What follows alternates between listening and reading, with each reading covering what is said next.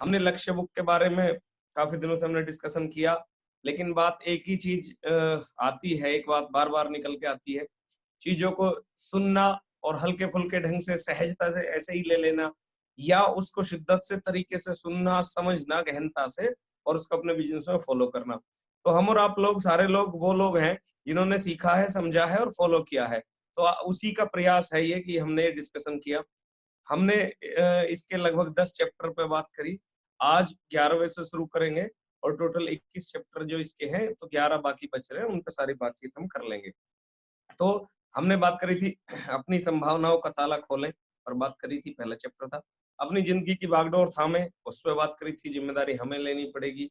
अपने उज्जवल भविष्य का निर्माण करें, उसकी जिम्मेदारी हमारी है, क्या क्या प्लानिंग करनी है, कैसे कैसे। अपने जीवन मूल्यों को स्पष्ट करें, जीवन मूल्यों के बिना सफलता मिलती नहीं है, उस पर भी हमने बात करी थी। अपने सच्चे लक्ष्य तय करने पे बात करी थी। बताया गया था कि लक्ष्य तय करने में कितनी ताकत है, इस पे हमने सारी बात करी थी। अपने विश्वासों का विश्लेषण करें, इस पे हमने बात करी थी। बहुत अच्छे तरीके से दृढ़ता के साथ कैसे विश्वास बनाए जाए, उसके तरीके भी बताए थे। इसके बाद 8वां चैप्टर जो शुरुआत से शुरू करें, अपना समय प्रबंधन, सटीक गणनाएं, इनके ऊपर भी हमने बात करी थी। 9वां अध्याय था अपनी प्रगति मापे, इस पे भी हमने बात करी थी। अपना हमें पता, हम मापन जरूरी है, हम अपने बारे में ऐसे ही करते चले जाएं और ये पैमाना हो ही नहीं कि कितना चल रहे हैं, हम कहाँ चल रहे हैं, तो ये भी जरूरी है। इसके अलावा बात सफलता की राह में प्रमुख बाधाओं पे भी हमने बात करी थी। अभी बात आती है साथियों, बाधाओं को हटाने की बात हमने करी थी, प्रमुख बाधाओं पर डर, शंका आदि पर हमने बात करी थी। अभी बात आ रही है, तो 11वां जो इसका चैप्टर है, जहां से आज शुरुआत करते हैं, अपने क्षेत्र के विशेषज्ञ बने। आप में से जितने भी लोग नोट जो कर पाए बहुत अच्छी बात है, लेकिन अभी समझ लें वो ज्यादा महत्वपूर्ण है। और क्योंकि इसकी रिकॉर्डिंग मिल जाती है राजन जी के सौजन्य से, तो वो बहुत बेहतरीन टूल बन जाता है हमारे लिए।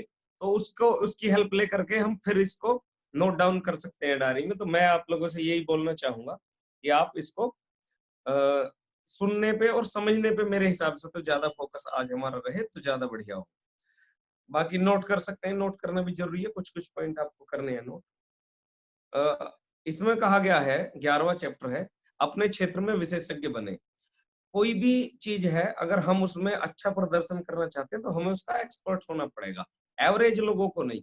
इसमें देखो लिखा हुआ है, बाजार सिर्फ उत्कृष्ट प्रदर्शन के लिए ही उत्कृष्ट पुरस्कार देता है, औसत प्रदर्शन के लिए वह औसत पुरस्कार ही देता है, और औसत से कम तर प्रदर्शन वालों के लिए असफलता, कम उपलब्धि और कुंठा देता है। तो आप समझ गए, बाजार हमें कुछ नहीं देगा, वो वही देगा जैसा हम करेंगे। सर्वश्रेष्ठ प्रदर्शन करेंगे तो उत्कृष्ट पुरस्कार मिलेंगे।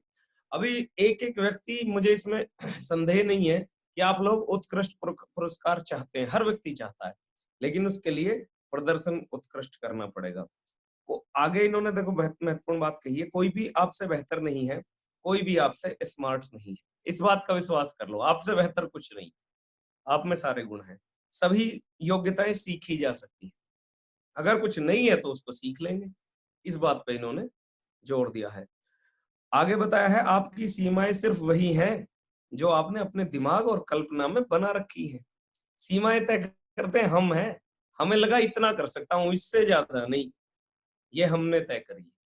इससे और ज्यादा कर सकता हूँ, ये भी हमने तय करी है। छोटा कर सकता हूँ, ये बड़ा काम कर सकता हूँ, तय करने वाले हम।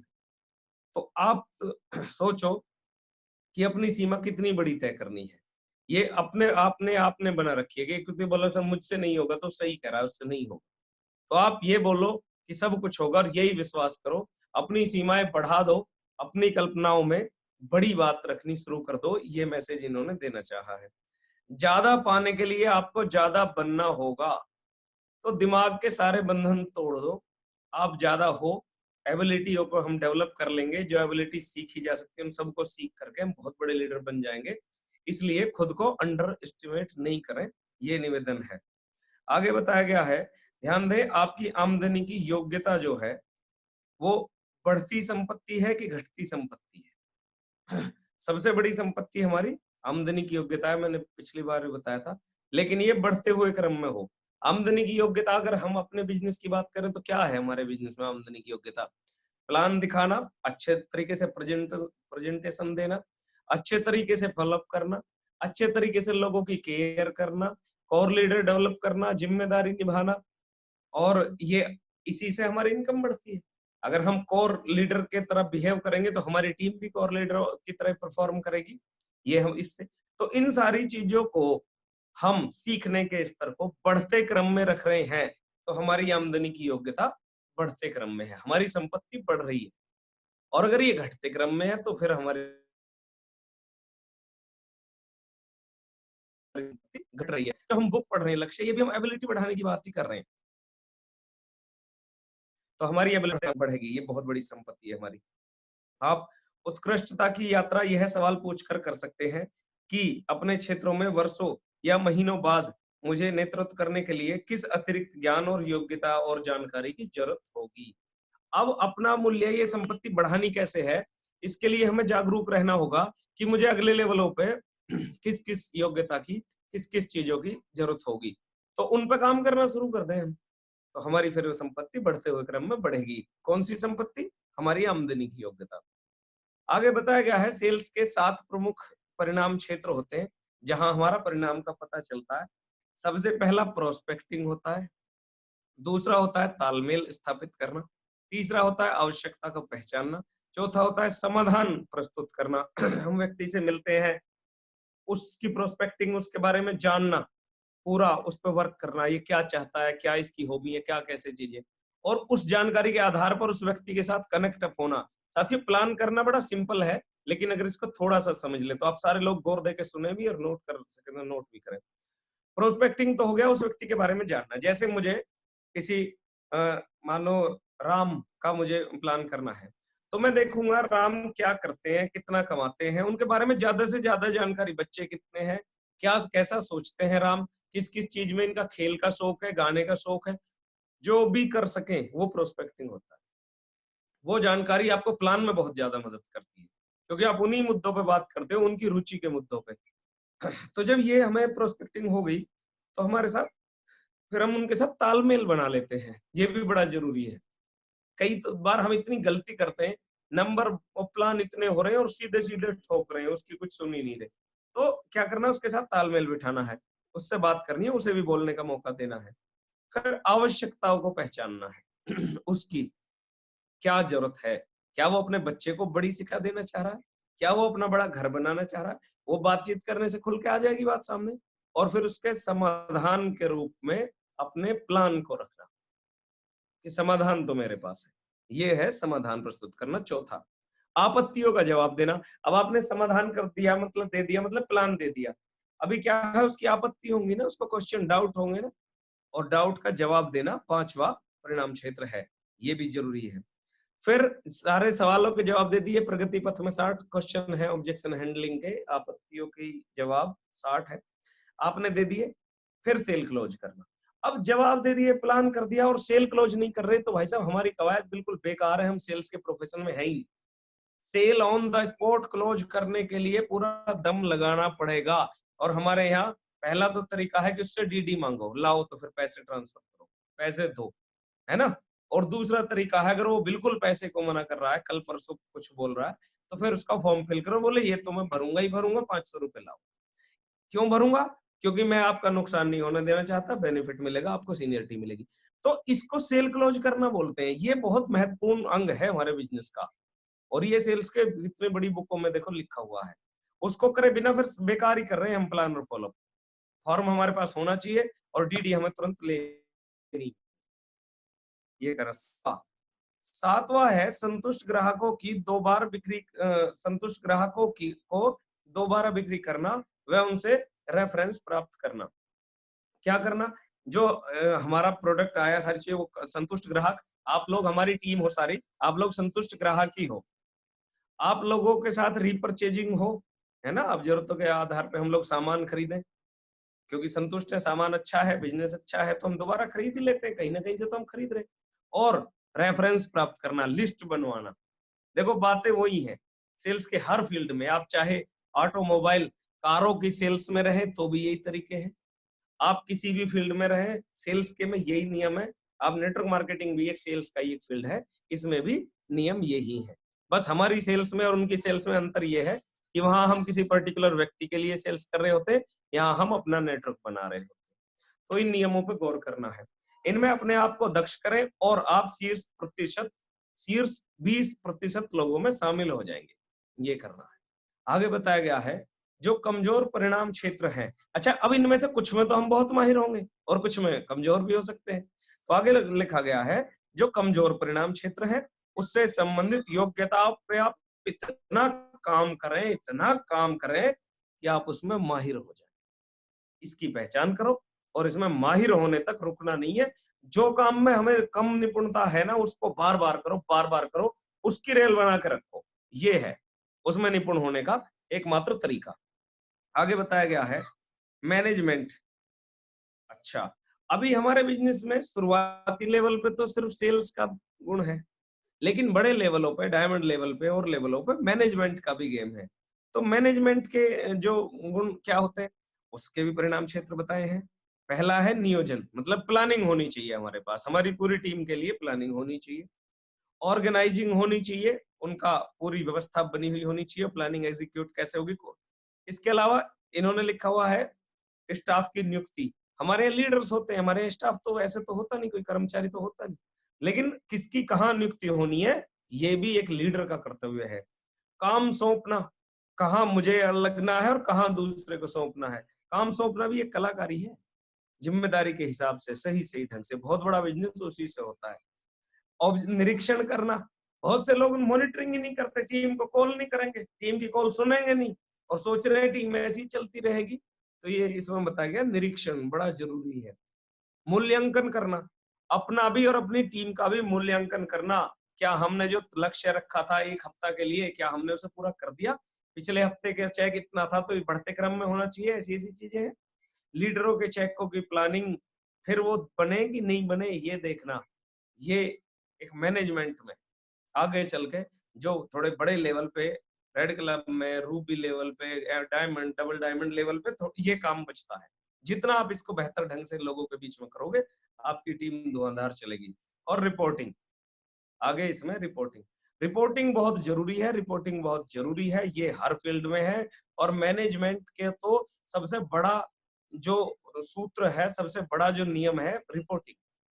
कहीं आप देखो सब जगह रिपोर्टिंग होती है। हम कई बार सोचते थे कर तो हम रहे हैं, तो रिपोर्टिंग करने की क्या जरूरत है? ना करने से मतलब नहीं है भाई, रिपोर्टिंग से मतलब है। तो आप मेरे ख्याल से इनकी भी सातों बातों को समझ गए होंगे। आपको रिपोर्टिंग लेनी भी है टीम से और ऊपर देनी भी है। आगे बताया गया है 360 का विश्लेषण। अपने बारे में अगर राय लेनी हो तो उसका तरीका ये है, इन्होंने एक ऐसा गुमनाम रिपोर्ट अपने बारे में बनवाओ। किसी से अगर हम सामने नहीं कहना चाहते लोग, लेकिन गुपचुप में सब बता देंगे। हमारे यहाँ बड़ा अच्छा सिस्टम है, काउंसलिंग वगैरह में अपलाइन पूछ लेते हैं और फिर हम बता देते हैं, बोले जी मुझे इससे ये दिक्कत है, उससे वो दिक्कत है। आगे इसमें लिखा है चाहे गुण या लक्षण जो भी हो, हम में अपना ऊंचा मूल्यांकन करने की स्वाभाविक प्रवृत्ति होती है। अगर हम अपना मूल्यांकन खुद करेंगे तो ऊंचा ही करेंगे, ये स्वाभाविक प्रवृत्ति है। इसलिए साथियों द्वारा मूल्यांकन से ही मदद मिलती है। अपना तो हम ज्यादा ही करते हैं, बोले मैं ज्यादा करता हूँ, लेकिन मूल्यांकन अपलाइन से करवाना है, इसमें ये लिखा हुआ है। माइकल जॉर्डन बास्केटबॉल के खिलाड़ी रहे, उन्होंने बोला था गुण हर एक में होता है, लेकिन योग्यता के लिए कड़ी मेहनत जुटानी पड़ती है, करनी पड़ती है। टैलेंट सब में है, एबिलिटी लाने के लिए कड़ी मेहनत करनी पड़ेगी। इस बात को बार बार हर बुक में हर सफल लीडर ने बोला है। आगे बताया गया है खराब प्रदर्शन के जाल से बचें। इसमें समझाया है मैं यह नहीं कर सकता क्योंकि यह मुझे नहीं आता। ये खराब प्रदर्शन का पहला वाक्य है, मैंने नहीं कर सकता क्योंकि ये मुझे नहीं आता। ये हम तय कर रहे हैं, हम ही बोल रहे हैं कि नहीं आता, नहीं तो ऐसी कोई चीज नहीं जो एक इंसान को आ नहीं सके। तो आप इस चीज को समझो। कोई भी, आप देखो कितने अच्छे एग्जाम्पल दिए हैं, कोई भी अच्छी तरह करने लायक काम शुरुआत में खराब तरीके से करने लायक ही होता है। शुरुआत में सब खराब तरीके से ही करते हैं। जब भी आप कोई नई चीज शुरू करते हैं तो यह तय मानकर चलिए कि आप उस पहले पहल खराब तरीके से ही करेंगे। लोग बोलते हैं मुझसे ज्वाइन नहीं हो रहा, मुझसे प्लान नहीं हो रहा। भाई साहब पहले पहल यही, फिर वो कोई भी काम ले लो, आज कोई बड़ा खिलाड़ी है तो पहले पहल नहीं खेला, पहले पहल गलतियां की होगी। तो ये आप इसको तय मान के चलिए कि शुरुआत में तो खराब ही होगा, लेकिन अगर परफेक्ट होना है तो उसको करते चले जाना पड़ेगा। आगे बताया गया हर दिन अध्ययन करें, सीखें, कार में ऑडियो सुने। कार में अपने जीवन के बहुत सारा समय हम कार में भी बिताते हैं, और कार में हम सुनते रहते हैं गाने, सुनते रहते हैं इधर उधर की बातें।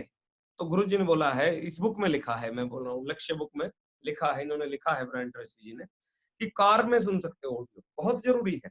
वर्कशॉप में, सेमिनार में शामिल हो, सुनो, अध्ययन करो, बहुत डेवलपमेंट करो और बड़ा प्रदर्शन करो।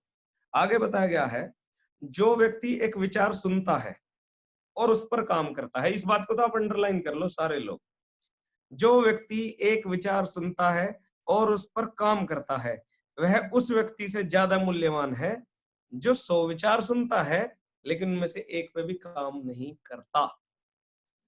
सुना खूब लेकिन काम नहीं किया, और एक आदमी ने थोड़ा ही सुना लेकिन कर जरूर दिया। तो करने वाले बनो, इस बात को इन्होंने कहना चाहा है। इसी समय संकल्प करें कि आप अपने क्षेत्र के 10% शीर्षस्थ लोगों के समूह में शामिल होंगे।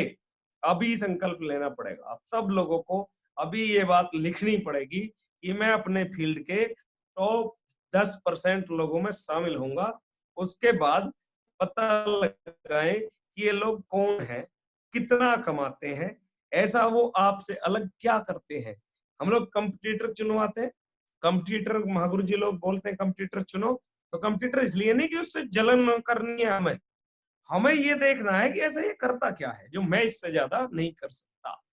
तो यही इन्होंने समझाया है, वो जानो कि वो हमसे क्या ऐसा अलग करते हैं। आगे कुछ खास ज्ञान व योग्यताओं को फिर तय करें जो उन्होंने विकसित कर रखी है, और फिर उन्हें विकसित करने का संकल्प करें। ये बात है। देखो, वॉच करो, फिर देखो हमसे ज्यादा क्या करते हो, फिर उनको अपने अंदर ढाल लो, हो गया काम। तो ये कमिटमेंट लेते हैं कि आज से हम अपने फील्ड के 10% लोगों का पता करेंगे, उन्हें वॉच करेंगे। आपकी सबकी मेरे पास लिस्ट है, कंप्यूटर सबने चुन के भेज रखे हैं मुझे, तो उन पे वॉच करना। ये नहीं कंप्यूटर लिख दिया, गुरुजी ने बोला तो ले एक नाम मैंने भी दे दिया, ऐसे नहीं। उसकी फिर सारी वीडियो देखो, यूट्यूब पे सर्च करो, और कहीं से भी उसकी कार्यप्रणाली को देखो, और वो ऐसा करता क्या है कि उसको पछाड़ा कहाँ से जा सकता है। क्रिकेट मैच होते हैं, तो क्रिकेट मैच में मानो सचिन तेंदुलकर और मानो कोई बॉलर आ रहा है, तो बॉलर को जैसे नया आया तो उसको बैठ करके कई कई बार उसको रीटेक वीटेक उसकी देखी जाती है वीडियो, बॉडी लैंग्वेज देखे कहाँ से कमी है, कहाँ चलता है, ज्यादातर बॉल किधर डालता है। तो हमें और आपको भी यही करना पड़ेगा। जिन्होंने नाजिया बहन जी को चुन रखा है, जिन्होंने कावली रविंदर जी को चुन रखा है, जिन्होंने और तमाम लोगों को चुन रखा है, जिन्होंने बिट्टू जी को चुन रखा है, बिल्कुल वॉच करो और करो उनके जैसा काम। वो बिल्कुल बुरा भी नहीं मानेंगे इस चीज का, वो तो चाहते हैं लोग आगे बढ़े, बड़ी अच्छी सोच के सारे लोग हैं। तो आपको लेकिन करना पड़ेगा, क्या करना पड़ेगा, उन 10% लोगों पर वर्क करना पड़ेगा। आप ये जान 12वां बताया है, 12वां अध्याय, सही लोगों से जुड़े। जिंदगी और बिजनेस में संबंध ही सब कुछ है, इस बात को आप अंडरलाइन कर। जिंदगी और बिजनेस में संबंध ही सब कुछ है। उन लोगों, समूहों और संगठनों को पहचानो जिनकी मदद की जरूरत आपको अपने लक्ष्यों तक पहुंचने के लिए होगी। हमारे यहाँ तो हमें पहचान हो जाती है, और करने के लिए गुरुजी बताते हैं।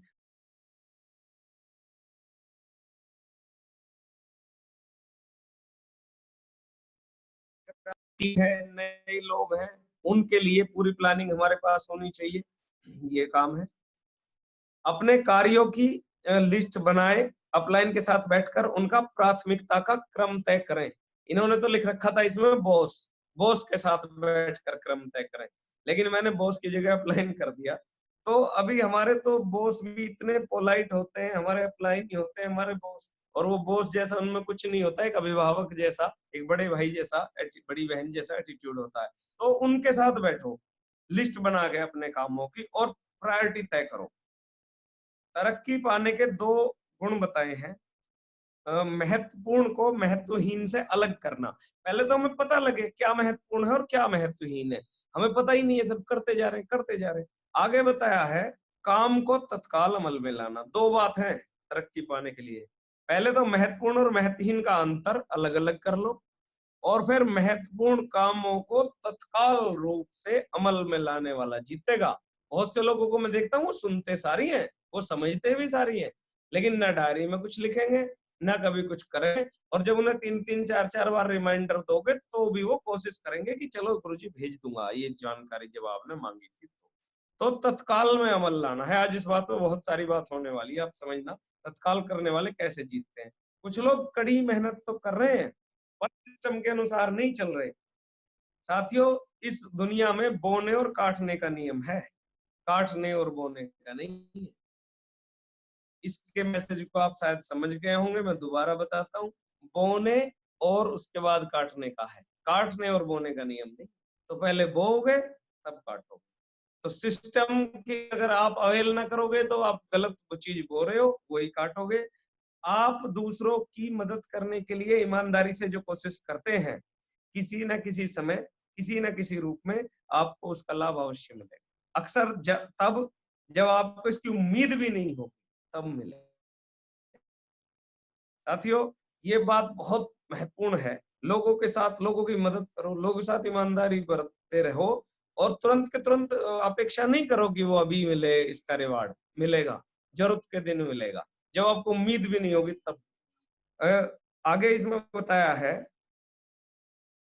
पाने वाले गो गेटर, पाने वाले के साथ साथ गो गिवर, देने वाले भी बने। हम पाना सब चाहते हैं, देना नहीं चाहते लोग।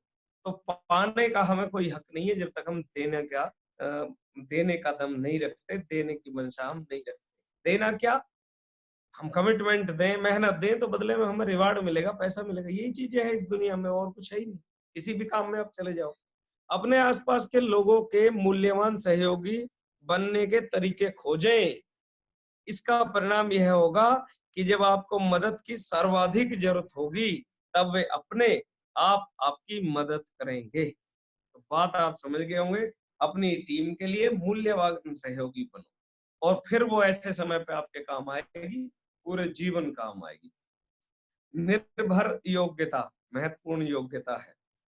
आगे निर्भय योग्यता, आगे बताया गया है, आप लाभ की आशा के बिना खुद को जितना ज्यादा देते हैं, बिल्कुल अप्रत्याशित स्रोतों से आपके पास उतना ही ज्यादा लौटेगा। लाभ की चिंता के बिना खुद को झोंक कर रखने वाली बात बता रहे। सफलता के लिए इसका रोल बहुत बड़ा है। जिग जिगलर ने कहा है, अगर आप सचमुच बाजों के साथ उड़ना चाहते हैं, तो आपको मुर्गियों के साथ दाना चुगना जारी आप नहीं रख सकते। इस बात को भाई साहब कैसे भी समझो, इस बात के बहुत बड़े मायने।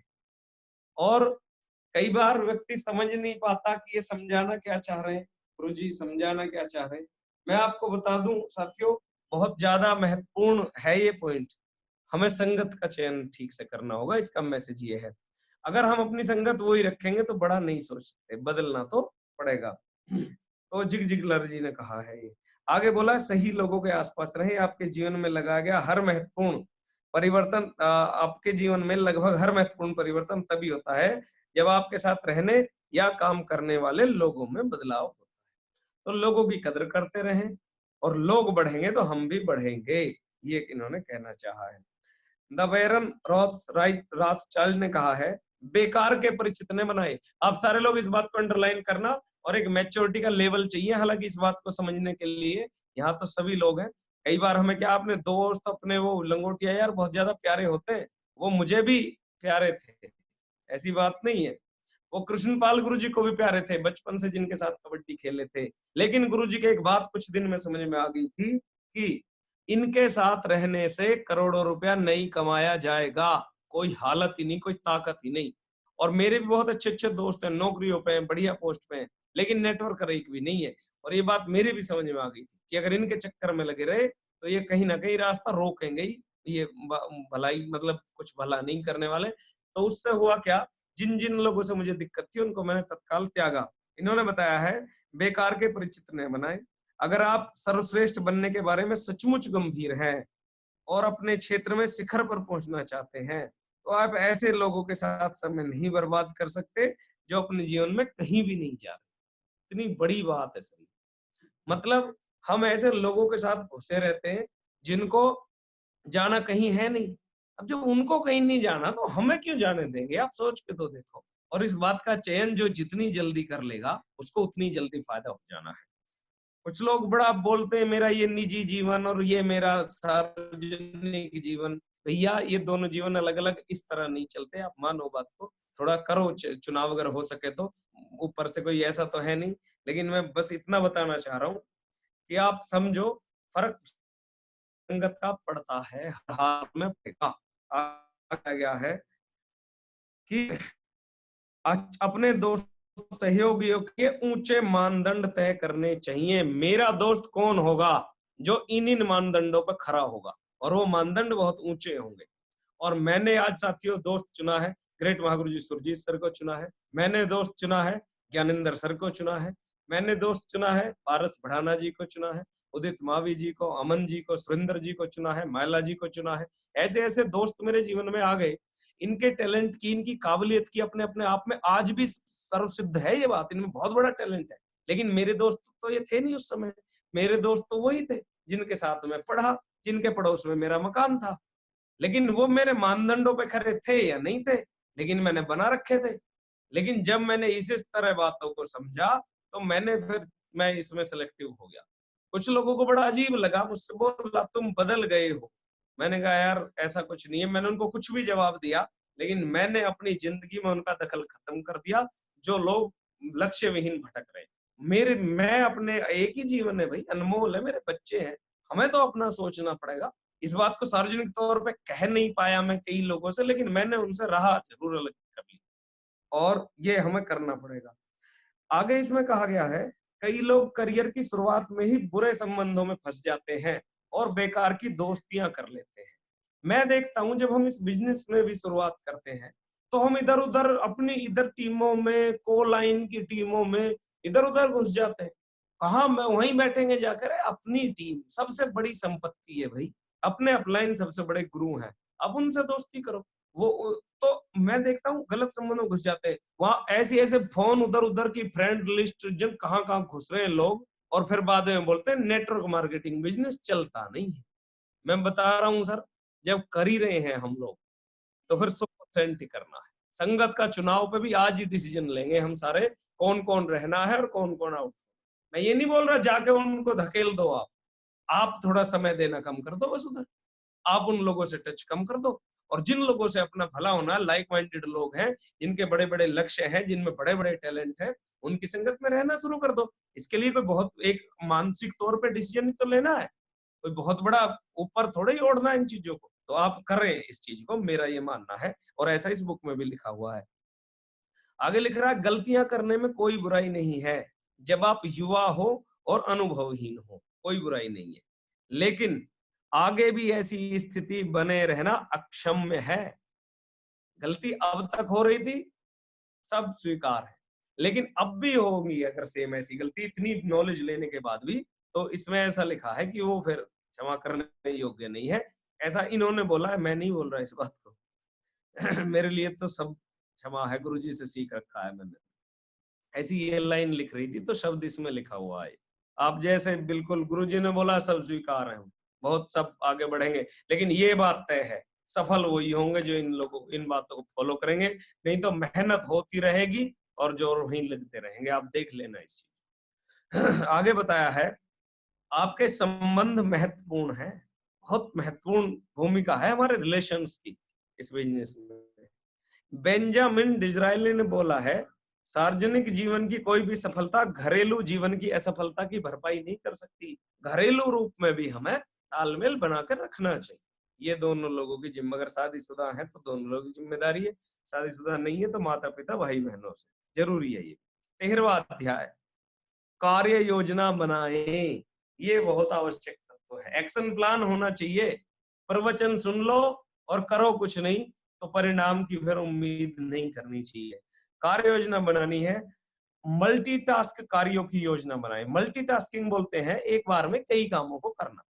रसोई में खाना बनाना भी एक तरह से मल्टीटास्किंग ही है, उसमें भी कई सारी चीजों का मिश्रण होता है। तो डायमंड बनना भी मल्टीटास्किंग काम है। बुक पढ़ना, प्लान दिखाना, प्लान सिखाना, कोर ट्रेनिंग, कॉल अटेंड करना, ये सारे मल्टीटास्क काम है ना, और हम इन्हीं के माहिर हो जाते हैं। इनकी हम पे कार्य योजना होनी चाहिए और फिर उसको अमल में लाना पड़ेगा। आगे बताया गया है अंतिम परिणाम और लक्ष्य की स्पष्ट भविष्य दृष्टि होनी चाहिए। पॉइंट है ये, इन्हें आप लिख सकते हो। अंतिम लक्ष्य होने चाहिए और लक्ष्य की स्पष्ट भविष्य दृष्टि होनी चाहिए। कार्य योजना हमारी तब होगी अच्छी कार्य योजना। उसके अलावा कार्य योजना में क्या होना चाहिए, लोग रह रहे हैं, आप उनको कनेक्ट कर रहे हैं। कार्य योजना बनाने की हम लोग बात कर रहे हैं, तो जो पहला है उसमें बताया गया अंतिम परिणाम लक्ष्य की स्पष्ट भविष्य दृष्टि होनी चाहिए। लक्ष्य लिखना और उनकी प्राथमिकताओं का क्रम हमारे पास स्पष्ट होना चाहिए। प्रगति की निगरानी के लिए मापदंड होने चाहिए, कैसे कैसे कब कब हमारी प्रगति हो रही है, तो उसकी हमें मापना भी पड़ेगा, उसका मूल्यांकन समय समय पे होना चाहिए। प्रमुख बाधाओं को पहचानना और प्राथमिकता के क्रम में लगाना। अच्छा, उसमें क्या क्या संभावित बाधाएं आ सकती हैं, भी अनुमान लगाना है। अच्छी कार्य योजना जो बनाता है वो लगाता है। आगे पांचवा बिंदु है आधारभूत ज्ञान योग्यताओं की पहचान करना, जिनकी इस लक्ष्य को पाने में आवश्यकता होगी। हर जरूरी योग्यता को सीखने की पर्याप्त योजना हमारे पास होनी। अब जो जो योग्यताएं हैं उनमें से कुछ तो हमारे अंदर है और कुछ हमें सीखनी है, तो उनको सीखने की पर्याप्त योग्यता और योजना हमारे पास होनी चाहिए। सातवां है किन लोगों और समूहों के सहयोग की आवश्यकता पड़ेगी, ये भी हमारे पास पहले से पहले होना चाहिए। तो इन 7 पॉइंट से हम एक अच्छी कार्य योजना बना सकते हैं। योजना से लाभ होता है, अगला पॉइंट इन्होंने बताया है, योजना से लाभ होता है। सभी महान उपलब्धियों का आधार है योजना। योजना से समय और खर्चा बचता है, ये बात बताई गई। आगे बताया गया है उचित पूर्व नियोजन के 7 लाभ। योजना से क्या क्या फायदे हैं, अब उसको समझो। पहला है सोच व्यवस्थित हो जाती है। समस्या और उतार चढ़ावों के लिए फिर हम माइंड मेकअप रहता है हमारा, धैर्य के साथ तैयार हो जाते हैं हम लोग। तो ये हमारी सोच व्यवस्थित तब होगी जब हम पे पूरी प्लानिंग होगी, क्योंकि हमें पता है पहले लेवल पे ऐसा हो सकता है, फिर संभावित ऐसा हो सकता है, ये अनुमान सब है ना हमारे पास। तो हमें फिर पता है कि ये समस्या उतार चढ़ाव जो आ रही है अस्थायी आ रही है, क्योंकि अगला लेवल वो है। तो प्रॉपर प्लानिंग होना हमारे लिए बहुत ज्यादा जरूरी, कि हमारी सोच व्यवस्थित हो जाती है। अगला बताया है क्या क्या करना है, ये स्पष्ट हो जाता है, हमें बिल्कुल पता होता है क्या करना है। अगर पूरे दिन मैंने ये लक्ष्य बनाया, मानो छोटा एग्जाम्पल देता हूँ कि ये बुक पढ़नी है, तो कितने पन्ने कब तक पढ़ने, कितने पन्ने कब तक पढ़ने, कितने घंटे, तो उस समय फिर मैं डाउटफुल नहीं रहूंगा कि अभी क्या करूं। अगर हमने स्पष्ट लक्ष्य बना रखा है, लंदन जाना है, टारगेट करना है, तो फिर डाउट नहीं रहेगा, पता है ये 90 पेयर सेल्स के निकालने ही निकालने हैं, और इनके लिए 5 की गुणा करके प्लान 450 प्लान इधर और 450 प्लान इधर दिखाने ही दिखाने। तो बस डिसीजन आदमी जाता है आगे। कमजोरियों को पहले से पता चल जाता है, क्या क्या कमजोरियां हो सकती है। शक्तियों के संभावित अवसरों की पहचान हो जाती है, कौन कौन दमदार लीडर है, कहाँ कहाँ से डीडी निकलेंगी, ये प्लानिंग हम कर लेते हैं। समय, पैसा और सारे संसाधनों को उद्देश्य पर केंद्रित कर लेते हैं। सारे समय को, पैसे को, हर संसाधन को हम एक लक्ष्य पर केंद्रित कर जाते हैं।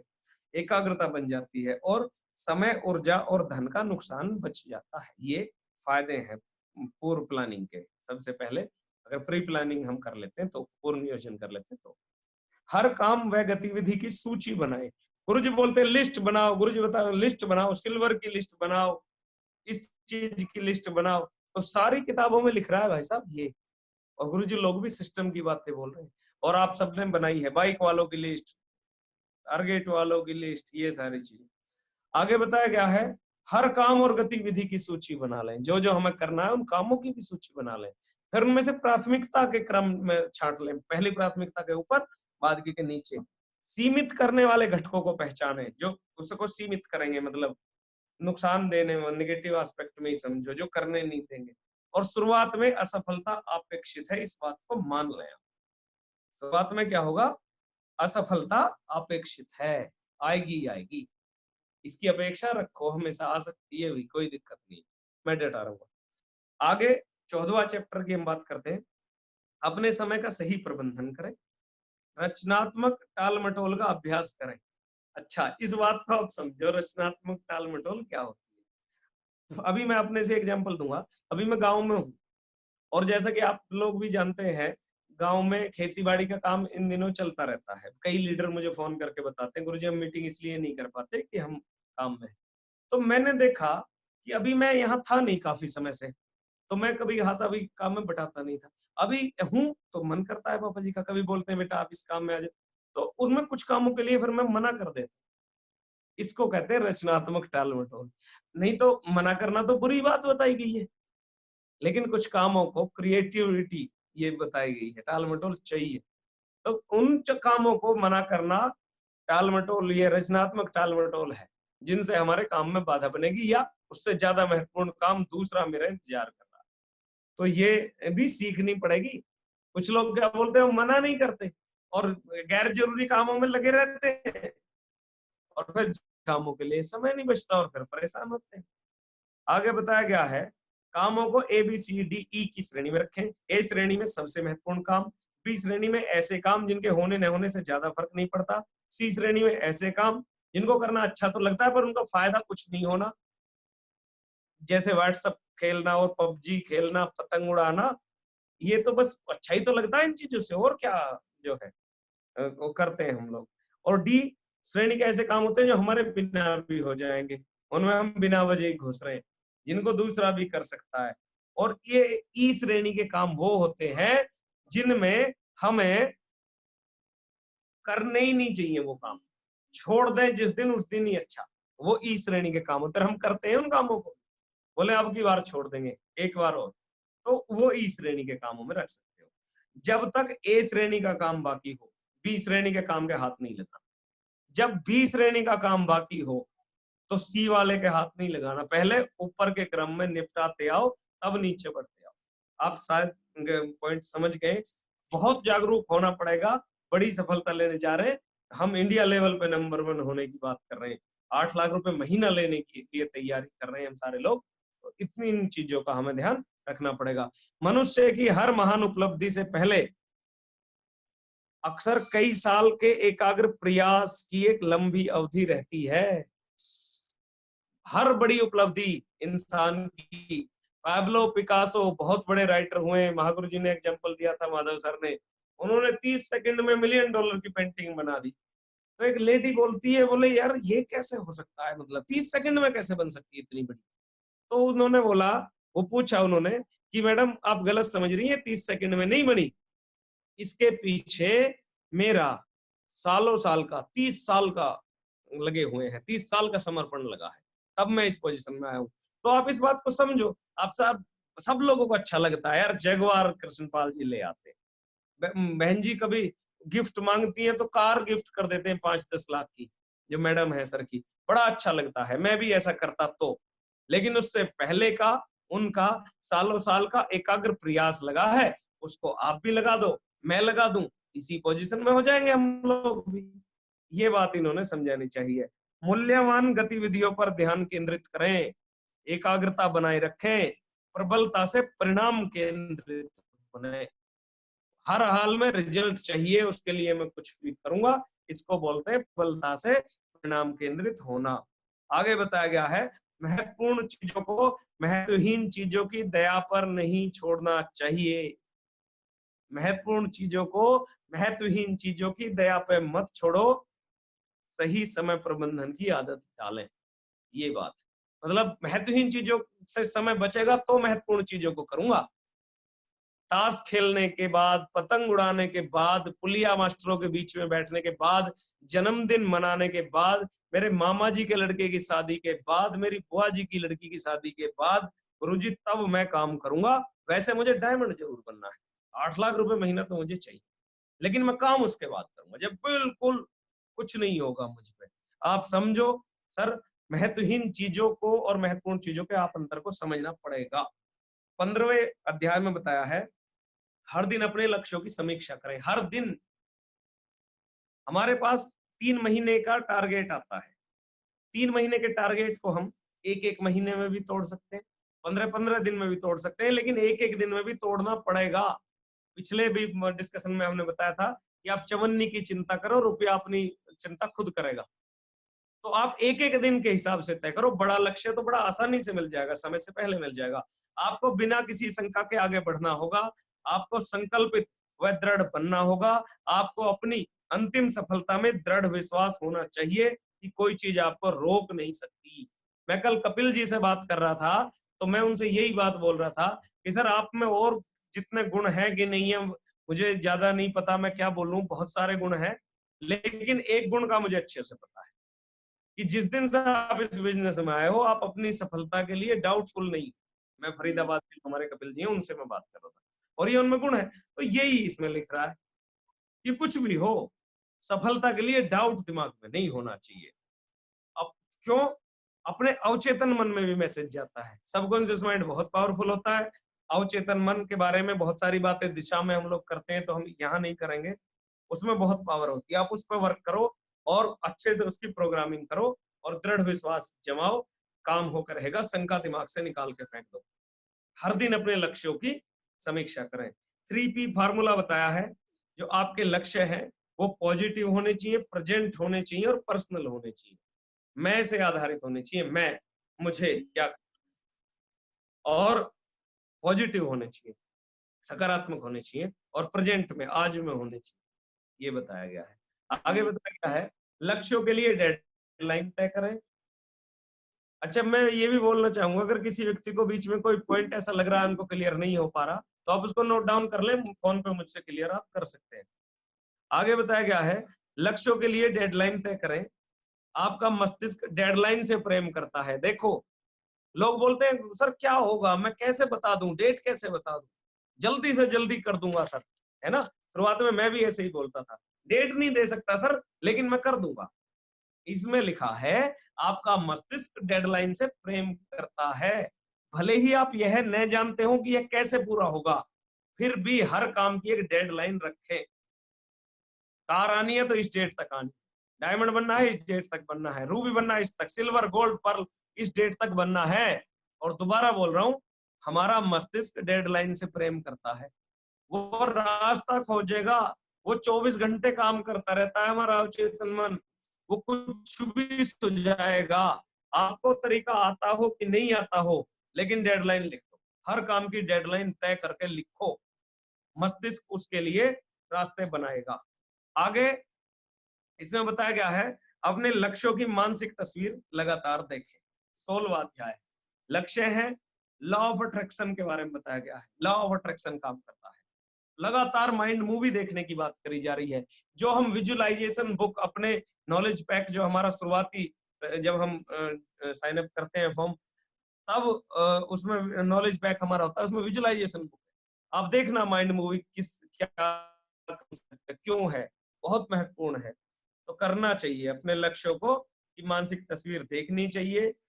अल्बर्ट आइंस्टाइन ने एक बात बोली है, imagination is most powerful than knowledge.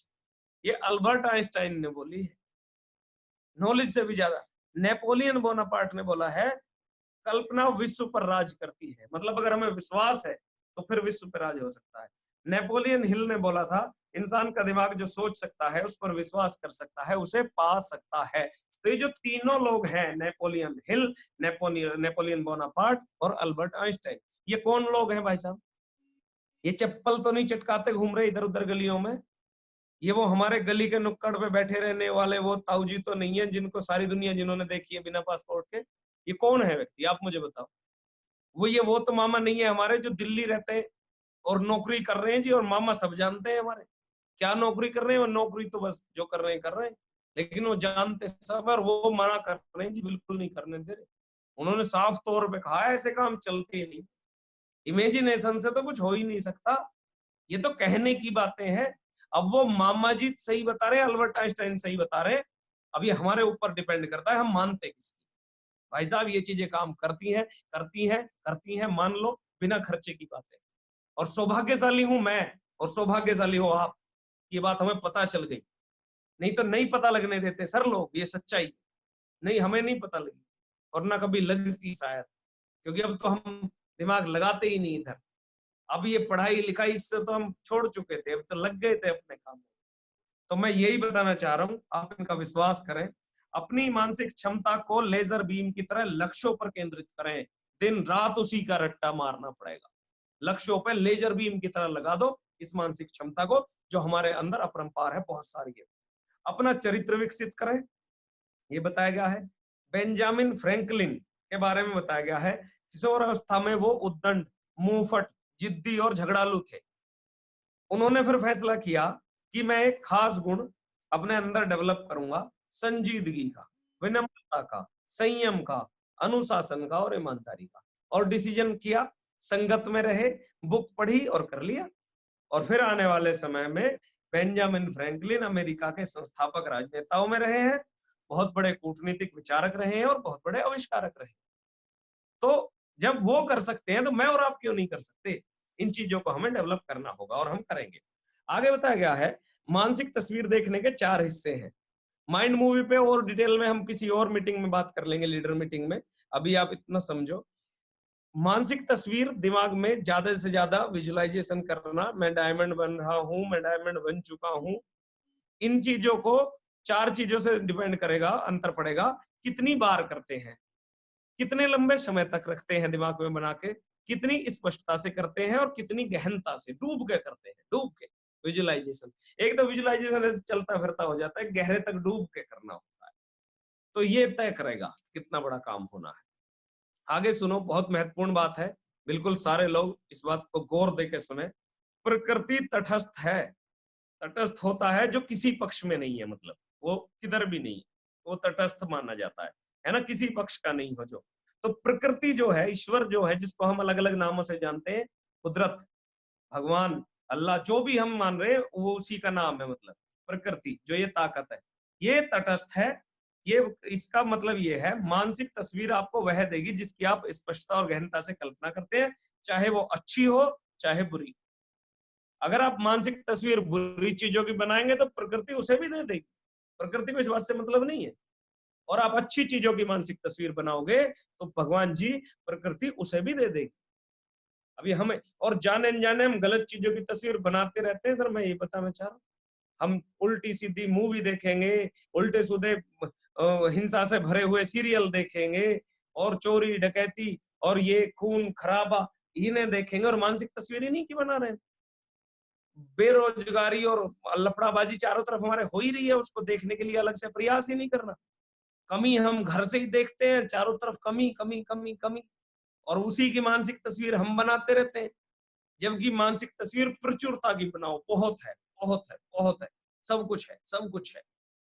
तो देखो अंतर पड़ेगा, प्रकृति आपको वही देगी, वो दोनों चीजें दे देगी, जो आप बनाओगे वही दे देगी। अब आप तय करो हमें कौन सी मानसिक तस्वीर बनानी है। आगे कहा गया है, अच्छा करने, अभ्यास करने का अच्छा समय किस समय हो विजुअलाइजेशन? सुबह सुबह और सोते समय, शाम को और सुबह सुबह, ये सबसे अच्छा समय। कर आप किसी भी समय सकते हो, उस समय ज्यादा गहरे स्तर तक हमारा अवचेतन मस्तिष्क सक्रिय होता है। लगातार अभ्यास के साथ देखो होता क्या है, जब हम पहले लेवल पे करते हैं तो हमारा माइंड इसको एक्सेप्ट नहीं करता, लेकिन लगातार अभ्यास से हमारे अवचेतन मन में गहरे स्तर तक हमारा अवचेतन मन इन बातों को फिर स्वीकार कर लेता है। अब आपके कार्यों, विचारों और शब्दों को व्यवस्थित कर देता है कि आप वैसा ही करें, वैसा ही कहें, उन लक्ष्यों के प्रति वही बोलेंगे। अब आपके शब्द, आपका तौर तरीका बदलता चला जाएगा और लक्ष्यों को वास्तविकता के करीब ले आता है। आपको लक्ष्यों के करीब ले आता है, वास्तविकता के करीब ले आता है, उनको लक्ष्यों को वास्तविकता में हमारे जीवन में बदल देता है। ये इतना बड़ा काम तो हमारे अवचेतन मन में हो जाता है। आप देखो इस चीज को। आगे बताया गया है, अपने अवचेतन मन को सक्रिय कर दें। 17वां अध्याय है, अवचेतन मस्तिष्क संबंधी ज्ञान हजारों साल पुराना है। इस बात को आप सारे लोग गौर से सुने। अवचेतन मन से संबंधित जो ज्ञान है ये हजारों साल पुराना है, नया नया नहीं। लेकिन देखो कितनी बड़ी बात होगी, लेकिन यह गोपनीय ज्ञान ज्यादातर समय योगियों और गूढ़ विद्याओं के ज्ञाताओं तक ही सीमित रहा। सामान्य व्यक्ति इसे पा नहीं सकता था। पिछले 100 सालों से लगभग यह ज्ञान आम हुआ है, ज्यादा पुरानी बातें नहीं है। ये माइंड में इतनी पावर है, अवचेतन मन में इतनी शक्ति है, इसको ऋषि मुनि तो जानते थे, सिद्ध पुरुष तो जानते थे, राजा महाराजा और शासक वर्ग तो तब भी जानता था, लेकिन हम और आप ना जानते थे, जानने दिया जाता हमें। आम इंसानों को तो ये 100 सालों से लगभग पता चला है। और मैं तो नेटवर्क मार्केटिंग बिजनेस को ही बहुत बड़ा क्रेडिट देता हूँ इस चीज का, कि जो इतने लोगों को सुना सुना के बता के बता रहे हैं अवचेतन मन में इतनी शक्ति है, नहीं तो नहीं बता रहा। एक कंपनी का मालिक क्यों बताएगा अपनी लेबर को, अपने कर्मचारियों को कि अवचेतन मन में शक्ति होती है, तुम विजुलाइज करो? बिल्कुल नहीं बताएगा। तो ये चीज नेटवर्क मार्केटिंग बिजनेस की ये खूबसूरती है कि यहाँ लोगों को बढ़ा के ही हम बढ़ते हैं, तो यहाँ हम बता देते हैं। तो ये बड़ा अभी आम हुआ है, और आप और मैं उन चंद सौभाग्यशाली लोगों में से हैं जो आज भी इधर से उधर बेचारे धक्के खा रहे हैं। उनको पता नहीं है ये चीजें, उनको पता ही नहीं मेहनत करनी कैसे है। वो बेचारे करे ही जा रहे और हो कुछ नहीं रहा। इस बात के आप भी साक्षी हैं। 10-10, 20-20 साल फील्ड में मैं भी लगा के बैठा हूँ, आप भी लगा के बैठे हैं। तो रिजल्ट क्या है वो आपको भी पता है, मुझे भी पता है। तो अवचेतन मन के ऊपर इस चीज को समझना पड़ेगा। आगे बताया गया है, जिस विचार, योजना व लक्ष्य को चेतन मन में लगातार रखा जाता है, उसे अंततः अवचेतन मस्तिष्क साकार कर देता है। देखो कितना सिंपल फार्मूला है, साकार कर देता है। आपके कार्यों को उसी तरह डिजाइन कर लेगा, आपकी आदतों को उसी तरह डिजाइन कर लेगा और करवाएगा, लेकिन बशर्ते कि इस बात पर विश्वास करके हम अवचेतन मन को ये मैसेज दें। जब आपको अवचेतन मन से कोई कार्य करने की प्रेरणा मिले तो उसे तुरंत आरंभ कर। कई बार हमारा अवचेतन मन मैसेज देता रहता है ऐसा करो, अंतर्मन मैसेज देता रहता है, लेकिन हम करते नहीं है। तो आप इस चीज को भी समझो, है ना, आप करें। जब आप अपनी अंतर्दृष्टि की आवाज को सुनते,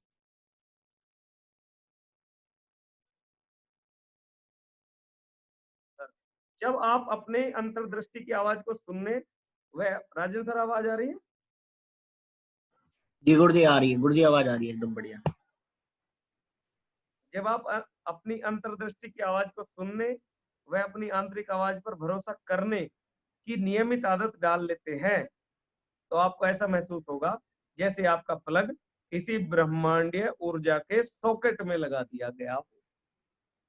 सर आ रही आवाज राजन सर? कुछ बीच में डिस्टरबेंस हुआ था, दरअसल एक कॉल आ आ रही है। गौरव वर्मा जी हाथ उठा के बताओ, आवाज आ रही है? जी ठीक है। तो आप दोबारा बताता हूं, जब आप अपनी अंतर्दृष्टि की आवाज को सुनने व अपनी आंतरिक आवाज पर भरोसा करने की नियमित आदत डाल लेते हैं, तो आपको ऐसा महसूस होगा जैसे आपका प्लग किसी ब्रह्मांडीय ऊर्जा के स्रोत में लगा दिया गया। अप्रत्याशित रिजल्ट। आप इस चीज को ताज्जुब नहीं मानते? हमारे कृष्णपाल महागुरु जी इतने सीधे साधे गांव के व्यक्ति, और बहुत पढ़ाई लिखाई भी गुरु जी ने कभी नहीं करी, लेकिन आज इतनी बड़ी सफलता गुरु जी के पास है। आपको नहीं लगता कि ब्रह्मांडीय शक्ति का रोल है उसमें कुछ ना कुछ?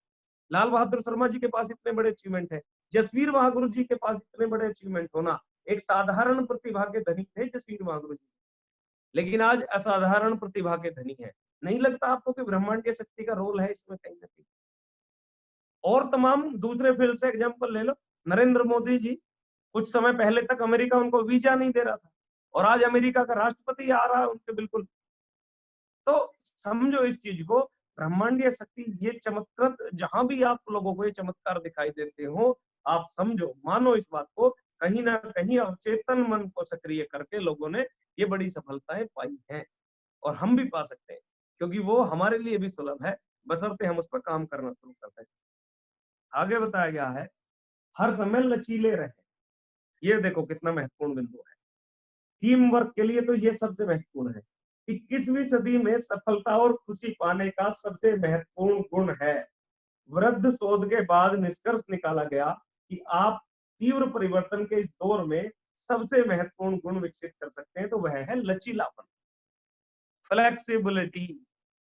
21वीं सदी में अगर खुश रहना है ना, तो भाई साहब फ्लेक्सिबल होना पड़ेगा सबको। चीजों से अगर चिपके रहे ना, तो परिवर्तन इतनी तेजी से हो रहा है तो दुखी रहेंगे। स्वीकार करो, परिवर्तन को स्वीकार करो, बदलना पड़ेगा। लचीलापन का विलोम शब्द होता है कठोरता, रिगिडिटी। और कठोरता मतलब नई जानकारी को पाने, नई परिस्थितियों के आने पर परिवर्तन से अनिच्छा जारी करना। मैं नहीं करूंगा, मेरे वो ही पहले वाला चीज, ये रिगिडिटी होती है। मतलब कठोरता, लचीलेपन का बिलोंग, तो लचीला होना पड़ेगा। आगे बताया गया है परिवर्तन की फितरत ऐसी है कि इसकी भविष्यवाणी नहीं की जा सकती, ये होकर रहेगा और पहले से कुछ पता नहीं कितना होगा। परिवर्तन के प्रभाव हम पर होता ही है, अच्छा इसके प्रभाव से भी नहीं बचा जा सकता। दूसरी इसकी खासियत ये है। अब फिर समाधान क्या है? समाधान है फ्लेक्सिबिलिटी, लचीलापन। ये जो लॉकडाउन आया है, आप बताओ इसकी किसने कल्पना करी थी? लेकिन आ गया ना, किसी से रुका तो नहीं। अब इसमें जिसका कारोबार डूबता हो तो डूबेगा, लेकिन ये होकर रही बात। तो जो लोग फ्लेक्सिबल हैं वो हर चीज को संतुष्ट है, बोले चलो ऐसे भी ठीक है। लेकिन कोई आदमी जो वर्क क्यों हुआ, कैसे हुआ, जो हनी जी ने बताया था वो बुक हु मूव्ड माय चीज, वो बुक पूरी इसी बात पे लिखी हुई है, परिवर्तन के प्रति लचीला रुख रखने वालों के ऊपर। तो आगे बताया गया है नई जानकारी के प्रति खुले रहें। सभी लीडर्स पढ़ाकू होते हैं। पढ़ाकू से मतलब किताबी रटने से नहीं है, पढ़ाकू से मतलब सीखने वाले होते हैं। सभी लीडर सीखने वाले पढ़ाकू होते हैं। अपने क्षेत्र के नवीनतम ज्ञान की जानकारी आपके लिए बिल्कुल अनिवार्य है। नई नई चीजों की जानकारी, नई नई चीजों की जानकारी अनिवार्य है। बड़ी सफलता पानी है तो ये करना पड़ेगा।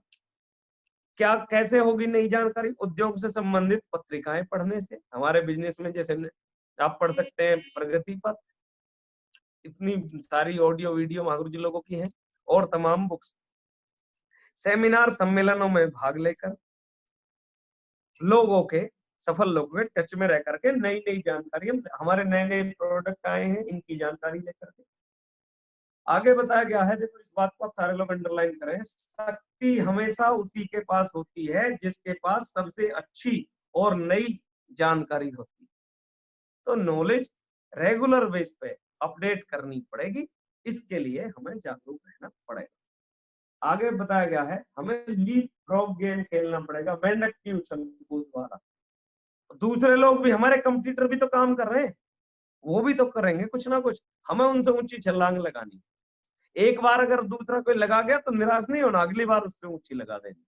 तो ये वाला काम करना है, अपने कंप्यूटर से ऊंची छलांग लगाने का मौका ढूंढते रहना है, तरीका खोजते रहना है। ये है जमाना आज का, इसको आप स्वीकार करो, बड़ा काम करना है। आगे लिखा है परिवर्तन के 3 घटक हैं, 3 तत्व हैं मान लो। पहला, हमारे जीवन के हर क्षेत्र में जानकारी का विस्फोट होना, मतलब तेजी से बदल रही है चीजें, बहुत बड़ी बड़ी नॉलेज, बहुत बड़ी चीजें हो रही हैं, जल्दी जल्दी जल्दी जल्दी। तो उनका ये परिवर्तन का बहुत बड़ा घटक है। दूसरी बात, नई टेक्नोलॉजी का तीव्र विकास हो रहा है, नई नई टेक्नोलॉजी आ रही, नई नई टेक्नोलॉजी आ रही, एडवांस लेवल के फोन, उससे एडवांस लेवल की कार आ रही है कि नहीं आ रही? तो ये होकर रहेगा, ये परिवर्तन है। और प्रतिस्पर्धा, कंपटीशन, ये 3 चीजें परिवर्तन के घटक है, ये परिवर्तन को लाते हैं, ये चीजें, इनकी वजह से परिवर्तन हो रहा है। आगे बताया गया है तो मैं मानता हूं कि हम सारे लोग परिवर्तन के प्रति जागरूक रहेंगे और लचीला रुख रखेंगे। टीम में कोई परिवर्तन हो जाए, किसी का आना, किसी का जाना, बड़ा चेक बनना, छोटा चेक बनना, लगातार चेक मेरे अच्छे चल रहे थे थोड़ा डाउन हो गया, है ना, ये सारी चीजें, इनके लिए लचीलापन रखना पड़ेगा। आगे बताया गया है अपने बारे में, देखो कितनी अच्छी बात बताई है, 3 जादुई कथन बताए हैं। क्या क्या है? उनसे बहुत मतलब सारा सुखी रह सकता है आदमी, बहुत बड़ी सफलता पाई जा सकती है जो इन 3 जादुई कथनों पर काम कर ले। क्या है? पहला तो है मैं गलत था, मतलब स्वीकार करने वाली बात आ रही, मैं गलत है मतलब खुद को दोषी ठहराने की बात नहीं आ रही। आप इस मैसेज को आप समझो, मतलब क्या है कि गलतियां तो हो जाती हैं, उसको स्वीकार करने की बात में बोल, खुद को गलत ठहराने की बात नहीं बोल रहा। गलतियां हो जाती हैं, उसको स्वीकार कर लो। कैसे? ज्यादातर लोग बहाने बनाएंगे, ज्यादातर लोग धोखा देंगे, इनकार करेंगे, यह स्वीकार नहीं करेंगे कि वे गलत है। गलती स्वीकार न करने से स्थिति और बिगड़ जाती है। मैं बहुत सारे लोगों को देखता हूँ, जी ऐसा हो गया, वैसा हो गया, ये बता रहे हैं बिगड़ जाती है, क्योंकि आपके आसपास का हर व्यक्ति यह जानता है कि आप गलत हैं, सिर्फ आप ही यह नहीं जानते कि जिस व्यक्ति को आप धोखा दे रहे हैं वो कोई और नहीं है, वो आप, क्योंकि सबको तो पता ही ये गलती है हमारी, मेरी, और मैं नहीं मान रहा उस बात को, तो धोखा किसे दे रहा हूँ? मैं खुद को भ्रम में रख रहा हूँ, बाकी तो डाउट ही नहीं। तो तरीका क्या है? समाधान देखो कितना सुंदर है। अपनी गलती फटाफट स्वीकार कर ले, समस्या को सुलझा दे और लक्ष्य या परिणाम हासिल करने की दिशा में बढ़ जाए। कोई भी चीज हमारे लक्ष्यों में बाधा नहीं बने, स्वीकार कर लो, ठीक है, हो गया, अब नहीं होगा, और सारी चीजें उसी समय सॉर्ट आउट हो। नहीं तो लंबे लंबे डिस्कशन, पंचायत, मुकाबला, किसने कहा, क्यों कहा, मेरी गलती, तेरी गलती, प्लानिंग बनाएंगे, किसके सिर पर रखूं इस गलती का ठीकरा फोड़ूं। ऐसी ऐसी चीजों में लगा पड़ा है हमारा समाज, और हम और आप सौभाग्यशाली कि हम इस नॉलेज को ले रहे हैं। आगे बताया गया है, मैंने गलती की। इसमें कहा गया है, कुछ लोगों के अहम इतने बड़े होते हैं कि वे स्वीकार ही नहीं करते कि उनसे गलती हुई है या हो सकती है। हालांकि यह उनके आसपास के हर व्यक्ति को नजर आता है कि हाँ, इन्होंने गलती करी है। इसलिए मुद्दा खत्म करें और आगे बढ़ें। और तीसरा जादुई कथन है, मैंने अपना इरादा बदल दिया है। नई जानकारी के आधार पर, नए अनुभवों के आधार पर जो अपना तरीका बदलने के लिए तैयार हो, नए तरीके से काम करने के लिए तैयार हो, उस आदमी को सफल व्यक्ति की श्रेणी में रखा जाता है। जैसे थॉमस एल्वा एडिसन का एग्जांपल देते हैं, जब वो हजारों हजारों बार बल्ब बनाने में फेल होते चले गए, तो लेकिन वो फेल होते थे तो एक ही बात बोलते थे, अच्छा इस तरह से तो बल्ब नहीं बनेगा, गलती स्वीकार हो गई और अब काम करेंगे। फैक्ट्री जल गई तो एक ही बात बोली पत्नी से, कोई दिक्कत नहीं है, इसमें तो मेरी गलतियां जली हैं, नई खड़ी कर देंगे फैक्ट्री। और आज इतिहास गवाह है, उन्होंने करके दिखाया। ये चीज है। आगे बताया क्या है, मैंने अपना हाँ इरादा बदल दिया है, ये तीसरा पॉइंट है। आगे बताया गया है, गलियारा सिद्धांत, नोट कर सकते हो आप इसको, ये बहुत दमदार चीज है। गलियारा सिद्धांत बोलता है कि आप रास्ते पर चलते चले जाओ, रास्ते अपने आप खुलते चले जाएंगे। जैसे एक कॉरिडोर में हम बढ़ रहे हैं, अब इधर भी रास्ता, इधर भी बढ़ रहा है, इधर भी रास्ता, कॉरिडोर में हम चले जा रहे हैं।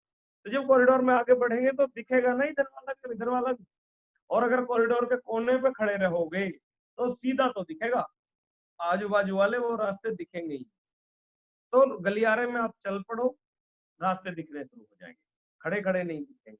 चलने का डिसीजन लो फौरन, ये बात करना पड़ेगा। ये काम अपने लक्ष्य को लेकर स्पष्ट रहे, लेकिन उसे हासिल करने की प्रक्रिया को लेकर लचीले बने रहे। ये चीज है।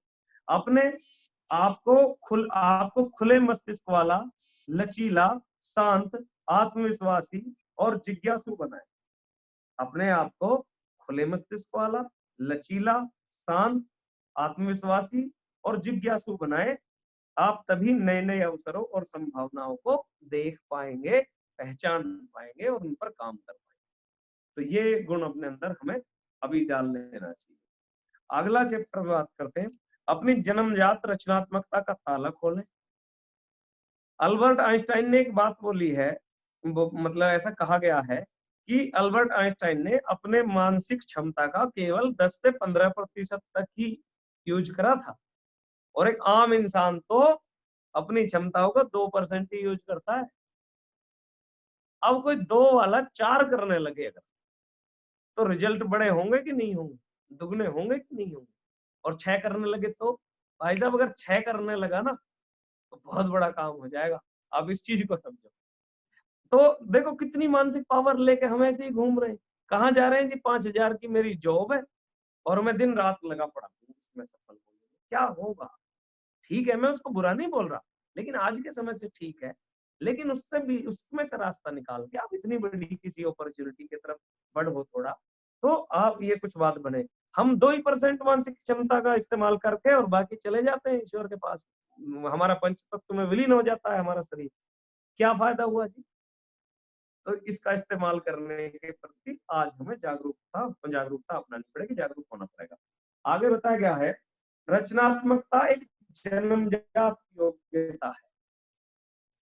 रचनात्मकता भी कहीं बाहर से नहीं, ये जन्म जो लगभग हर व्यक्ति में प्रचुरता में होती है। क्रिएटिविटी, नई नई चीजों के बारे में सोचना, नई नई आगे बढ़ना, संभावनाओं को पहचानना और परखना, ये हमारे अंदर जन्मजात होती है और ये जेनेटिक तंत्र का हिस्सा है जो हमें माता पिता से ही मिलता है, जेनेटिक गुण मिलते हैं।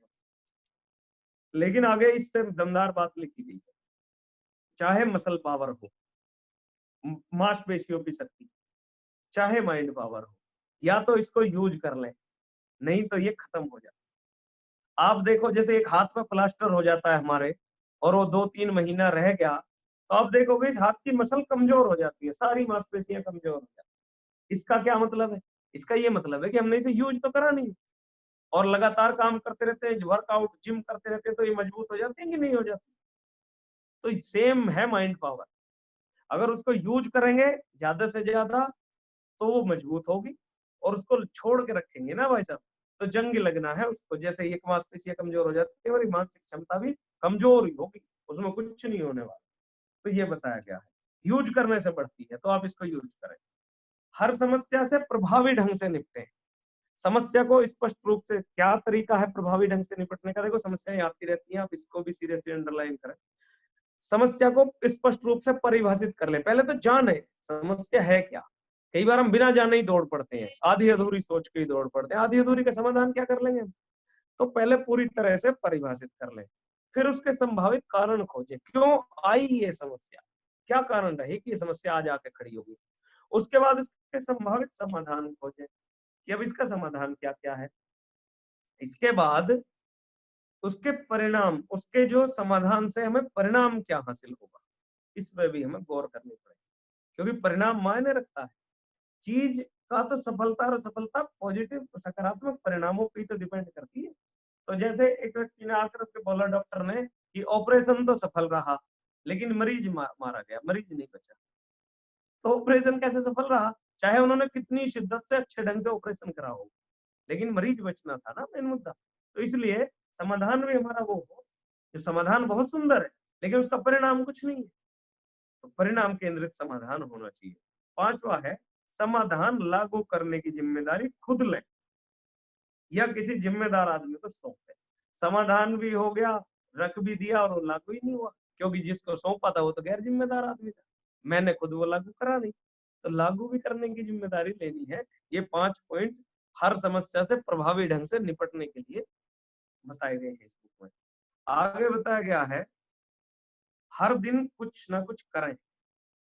साथियों, सफलता में एक बहुत महत्वपूर्ण तत्व है कर्म केंद्रित होने का गुण। कर्म केंद्रित होना, सफल लोग कर्म केंद्रित होते हैं। वो लोग ज्यादा व्यस्त मिलेंगे, ज्यादा कोशिश करते मिलेंगे, पूरी मेहनत से कोशिश करते मिलेंगे, सुबह थोड़ा जल्दी उठेंगे, रात को देर रात तक काम करेंगे, हमेशा गतिशील रहते हैं और उनका कुछ बिगड़ता भी नहीं।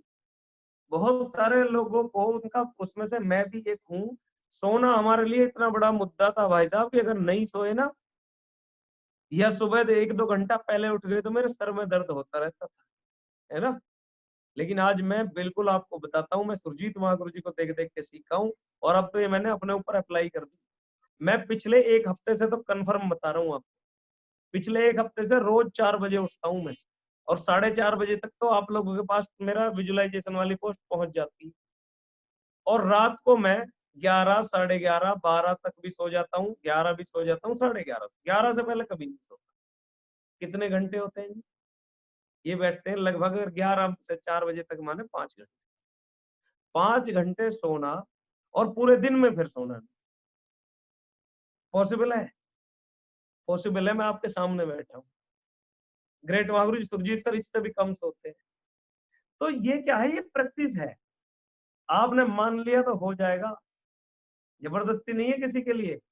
एक मैं बता रहा हूँ, अपनी कार्य क्षमता बढ़ाने का तरीका है कम सोना। 5 पॉइंट में रिपीट कर रहा हूँ, दोबारा आप लिख सकते हो। समस्या को स्पष्ट रूप से परिभाषित कर ले, मतलब पहचान लें कि एक्चुअल समस्या है क्या। जो रुकावट जो भी बन रही है कुछ तो होगी, गहरे से अपलाइन से डिस्कस कर लो, टीम से, किसी से भी समझदार व्यक्ति से डिस्कस करके पहचान कर लो।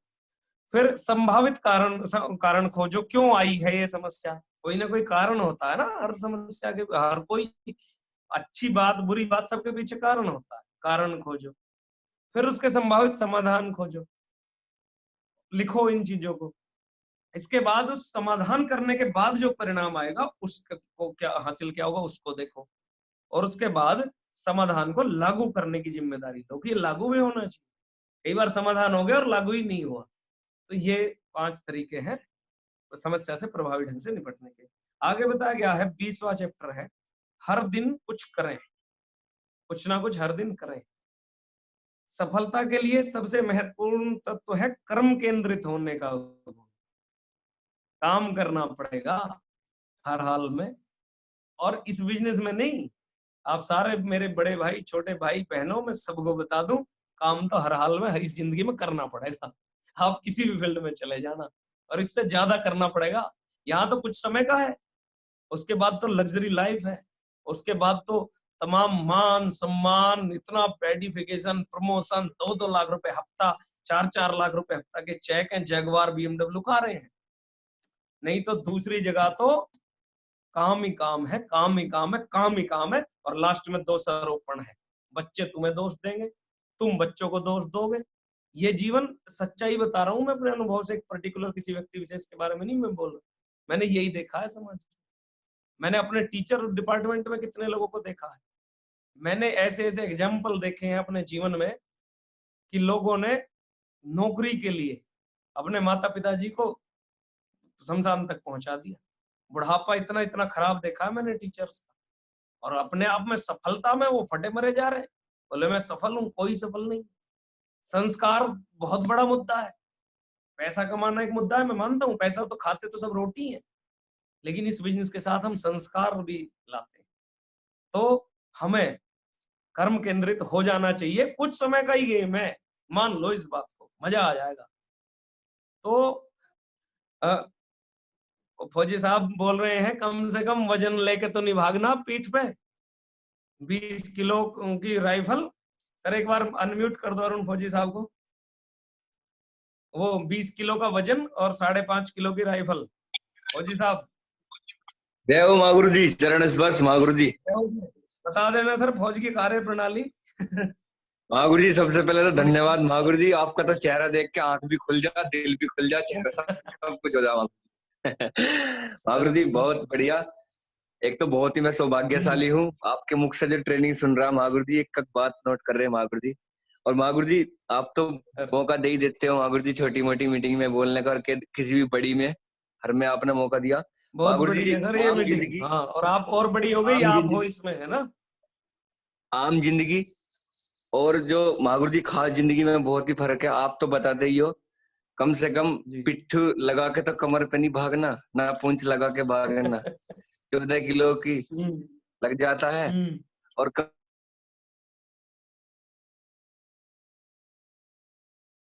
कोई पीछे से लट तो नहीं मारेगा। यहाँ हम तो प्लान भी दिखाना जाए तो ठीक है चाय पानी पिलाओगा चला जा, बढ़िया।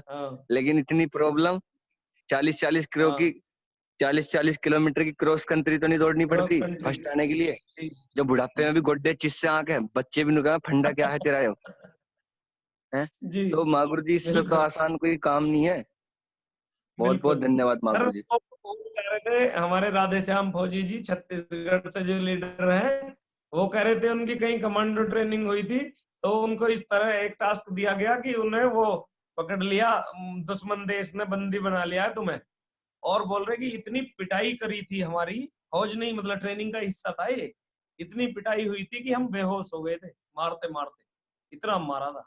और किस चीज के लिए? नौकरी है भाई साहब। वो मालिक ना बनाएंगे आपको, थल सेना अध्यक्ष ना बना देंगे, वो एक सैनिक बनाएंगे और तनख्वाह देंगे और काम लेंगे पूरे जीवन, जब तक तनख्वाह देंगे और काम।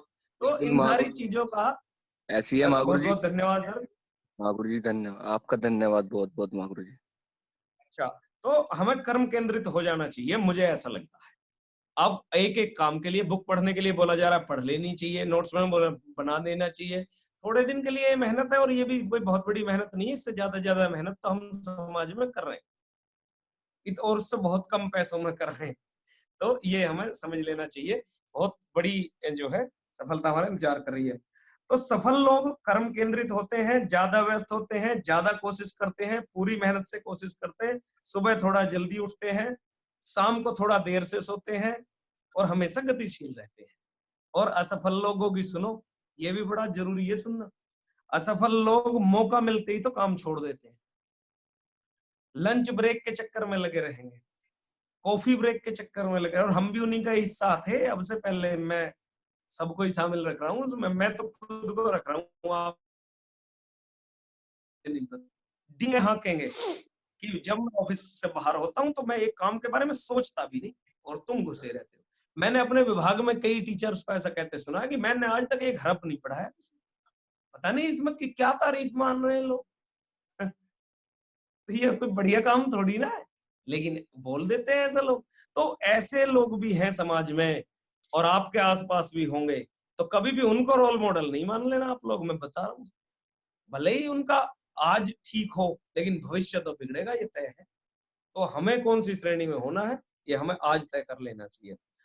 सेल्फ मेड मिलेनियर्स जो होते हैं उनका गुण, एक बड़ा गुण बताया गया है, वो जितना पाते हैं उससे ज्यादा देते हैं। जितना पाते हैं संसार से उससे ज्यादा दे करके जाते हैं। आगे बताया गया है अतिरिक्त जिम्मेदारी मांगना और उसे तत्परता के साथ पूरा करना भी एक महत्वपूर्ण गुण है। एक्स्ट्रा जिम्मेदारी लेना, एक मिनिमम जिम्मेदारी तो हमारी होती है, लेकिन आगे बढ़ के जिम्मेदारी लेने वाले लोगों का ऐसा सब नहीं कर पाते, बड़े कम लोग करते हैं। काम को जब वो जिम्मेदारी मिल जाए, देखो इस बात को आप समझो, काम को इतनी अच्छी तरह वे तेजी से पूरा करें जैसे ये हथगोला हो, हैंड ग्रेनेड हो जिसकी पिन निकाल ली गई। अभी कोई काम दे दिया गया हमें गुरुजी के द्वारा, सर आपको ऐसे ऐसे लिस्ट बना करके देनी है, आपको ऐसे ऐसे वो बना के देनी है, मतलब अपना प्रोफाइल और ये, तो आपको बोल दिया जाता है वो, मैं अपना दे देता हूँ। लेकिन उसको कुछ लोग तो इतनी प्राथमिकता पर करके देते हैं, मुझको सबसे पहले उसी को निपटा के मुझे भेज देते हैं। और कुछ लोगों से 3-3 बार रिमाइंडर देना पड़ता है, और कुछ तो एक आध तो उससे भी बड़ा वाला मिल जाता है ना। तो ज्यादातर हमारी टीम में है नहीं वैसे ऐसे केस, हमारे में तो 100 के 100% सबने भेज दी थी। लेकिन आप इसे समझो, इसको आप ऐसे इमेजिन करो, जब कोई काम सौंप दिया जाए, कोई जिम्मेदारी सौंप दी जाए, तो उसको इतनी तेजी से करो कि ये हथगोला है, पिन खींच दी गई और फटने वाला है। कितनी जल्दी करोगे आप, कितनी जल्दी करके सौंपोगे वापस, लो जी ये रखा तुम्हारा हथगोला, मेरे हाथ में नहीं फटना चाहिए। आप ऐसे इमेजिन करना, एक आदत बन जाएगी कामों को बहुत तेजी से निपटाने की। साथियों, बहुत सारे लोग ऐसे हैं जो, एक व्यक्ति इन्होंने एग्जांपल दिया कि मेरे साथी तो 5 बजे निकल लेते थे ऑफिस से, मौज मारते थे, दारू पीना, कोल्ड ड्रिंक पीना और पुलिया पे और एक व्यक्ति पर्टिकुलर ट्रेनिंग में जा रहा है, मीटिंग में जा रहा है, ड्यूटी भी कर रहा है, फिर जा रहा है, बुक पढ़ रहा है, रात को भी जाग रहा है, व्हाट्सएप पे फालतू बकवासबाजी करनी छोड़ चुका। अब क्या बोल रहे हैं वो लोग, फिर उसको मिल गई सफलता, मिलेगी, फिर बोलते हैं लोग ये खुशकिस्मत है, ये इसलिए कामयाब हो गया कि इसको ना वो ज्यादा पसंद करते हैं, इसके अप्लाई। मास्टर जी, संदीप राणा जी इसलिए सफल है। चापलूस है ये तो अपलाइनों का, ये तो अपलाइनों का चापलूस है, इसलिए हाँ। कामयाब है। जी गुरु जी, बिट्टू जी, बहुत बिट्टू जी तो फेवरेट ये बाबू सब्जेक्ट, ये 21वां 20वां अध्याय मेरा बहुत फेवरेट है। जी महागुरु, थैंक यू महागुरु जी। इसमें इसमें बोलते हैं बिट्टू जी तो इसलिए कामयाब है, सुरजीत गुरु जी, सुरजीत गुरु जी तो हर व्यक्ति को बिट्टू जी जैसा बनाना चाह रहे हैं भाई साहब। मुझे अरुण फौजी साहब इसलिए कामयाब है कि संदीप जी ऐसा नहीं है। मेरा रोल तो सबके लिए है, सही बता रहा हूँ, मैं दिल चीर के नहीं दिखा सकता। एक एक बच्चा बड़ा भाई, छोटा भाई, बहन, मेरी टीम का जो भी मेरी टीम में ज्वाइन हो चुका है, मैं दिल से दिन रात उसकी सफलता के लिए प्रे करता हूँ। और मेरा बस चले तो मैं एक दिन में डायमंड बना खड़ा कर दूं सब, लेकिन कमिटमेंट है वो अंत पैदा करता है और करेगा। तो उन लोगों की लेकिन सफलता को लोग ऐसे करके कम करते हैं, बोले इसलिए कामयाब हो गया, जबकि ऐसा है नहीं। आप पहचान बना जाओ। अभी आप देखो, विभोर शर्मा जी से मेरा कोई कनेक्शन ज्यादा था ही नहीं, लेकिन उन्होंने जिम्मेदारी ली और बड़ा कमिटमेंट दिखा दिया और हर चीज पे अप टू डेट रहते हैं। आप पूछो विभोर शर्मा जी से मेरी दिन में 3-4 बार बात होती है। अब पूछो विभोर शर्मा जी से कि उनकी एक एक गतिविधि पे मेरी रहेगी कैसे नहीं भाई, मतलब इतनी बड़ी जिम्मेदारी ले ली इतनी कम एज में। और जिनको ना लेते तो मैं सवाल नहीं करता, मैं नहीं बोलता इनसे कि तुम इतनी दूर जाओ, मैं इतने बड़े लेवल पे अभी इनको मान के नहीं चल रहा था, लेकिन घुस के जिम्मेदारी उठा ली तो मेरे रडार पे रहेंगे कि नहीं रहेंगे। एक लीडर, आप सोच के देखो, आपके साथ ऐसा होता तो आप क्या करते, जिम्मेदारी लेते। और आज कुछ कल इनका बेहतर काम हो जाए तो इसमें मेरा रोल है क्या? ये तो सब रोल तो ही नहीं का, ये बाकी सिस्टम तो सपोर्ट के लिए है ही, और करेगा, ज्यादा मेहनत वालों की ज्यादा करेगा। तो ये चीज को हमें समझना पड़ेगा सर, सिस्टम तैयार है, आप आगे बढ़ के जिम्मेदारी लो, बड़ी मदद हर चीज हर अपलाइन आपको प्यार करने के लिए तैयार है, हर अपलाइन आपके लिए दिन रात एक करने के लिए तैयार है, लेकिन अपना कमिटमेंट तो देना पड़ेगा आप, और मुझे उम्मीद है आप दोगे। जितने आपसे जितने काम की उम्मीद है और जितना काम आप करते हैं उसी अनुपात में सफलता मिलती है। किसी को बड़ी मिलती है, किसी को कम मिलती है, किसी को देर में मिलती है, किसी को जल्दी मिलती है, थोड़ा बहुत अंतर हो जाता है परिस्थितियों के आधार पे, लेकिन बड़ा अंतर तो इसी चीज से पड़ता है कि हम दे कितना पा रहे हैं। आगे बताया गया है, एक थॉमस जेफरसन करके एक व्यक्ति है, उन्होंने देखो कितनी तगड़ी बात कही है, उगते सूरज ने मुझे कभी बिस्तर में नहीं देखा, उगते सूरज ने मुझे कभी बिस्तर में नहीं देखा।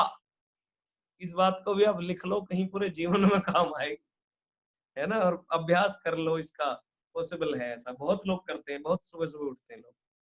अपने समय की योजना सावधानी से बनाएं। हमारे समाज में जो लोग कम कमाते हैं, देखो उन लोगों की बता रहा हूं जो परेशान है, कई बार कैसे कैसा विरोधाभास में जी रही दुनिया। हमारे समाज में जो लोग कम कमाते हैं उन्हें दिन का पहला हिस्सा बर्बाद करने में कोई जरा सा दर्द नहीं आता, कोई समस्या नहीं होती। क्यों? क्या कह के डिफेंड करते हैं वो कि मैं दोपहर से गति पकड़ लूंगा।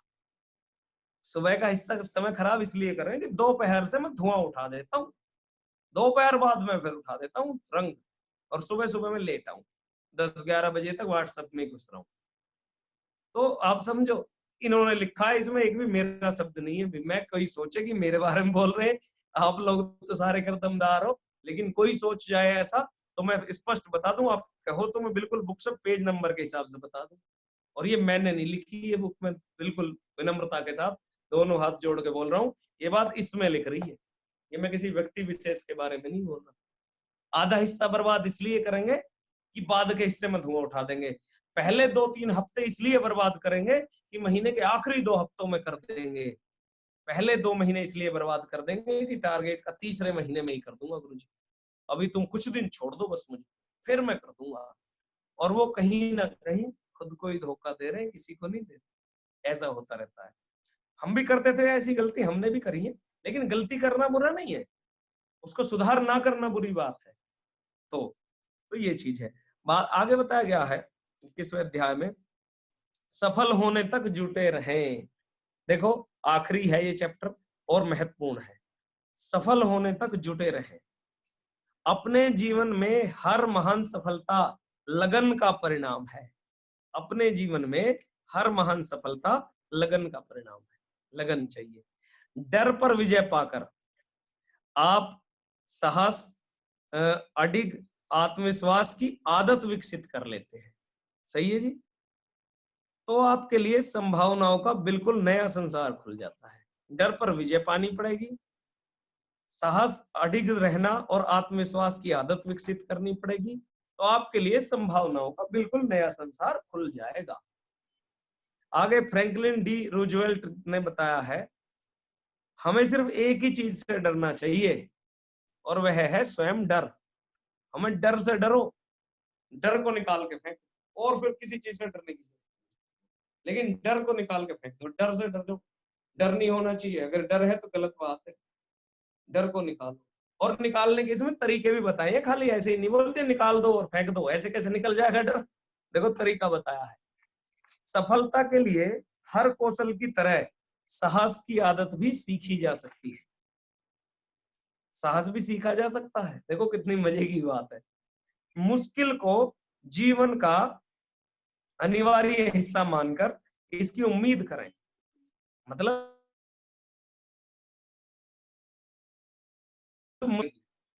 लेकिन आगे देखो क्या बताया है, मुश्किल को जीवन का अनिवार्य हिस्सा मानकर इसकी उम्मीद करें, जब यह आए तो अपना सिर ऊंचा रखें, मुश्किल के सामने खड़े हो जाओ और नजरें मिलाकर बोलो, मैं तुमसे बड़ा हूं, तुम मुझे नहीं हरा सकते।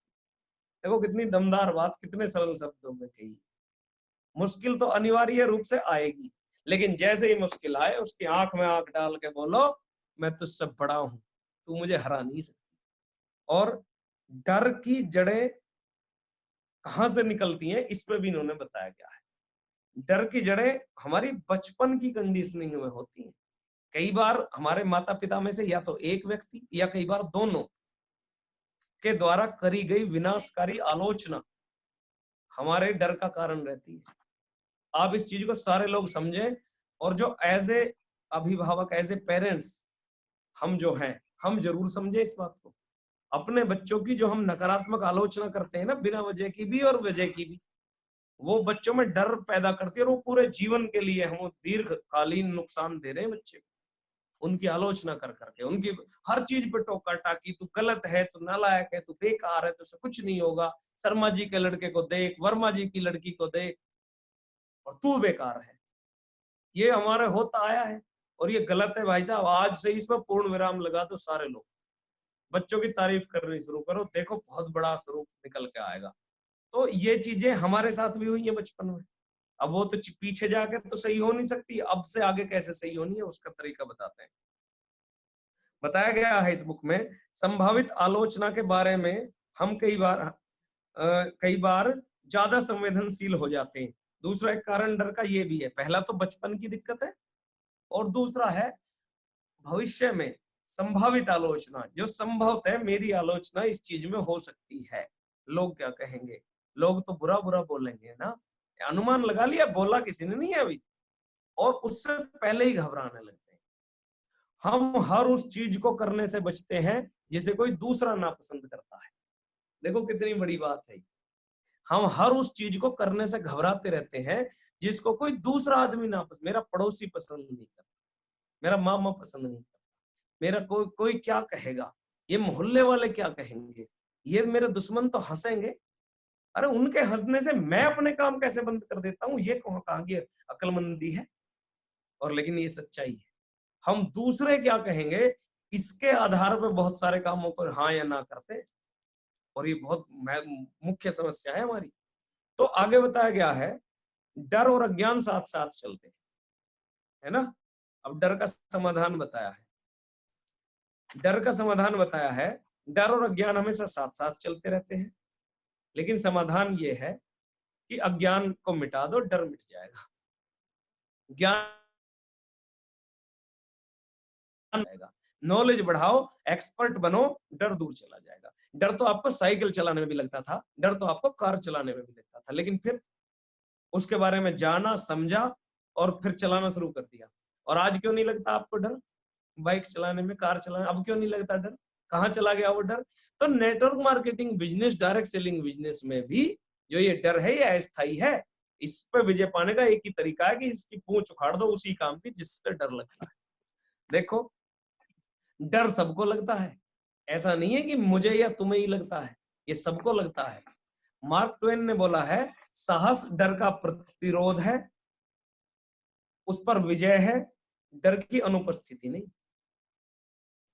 दोबारा समझो, साहस जो है, साहस क्या है, डर का प्रतिरोध, डर का विरोध, और डर पर विजय कोई साहस कहा गया है, उसकी अनुपस्थिति नहीं। मतलब डर तो रहेगा लेकिन उस पर विजय पा लेना समझदारी।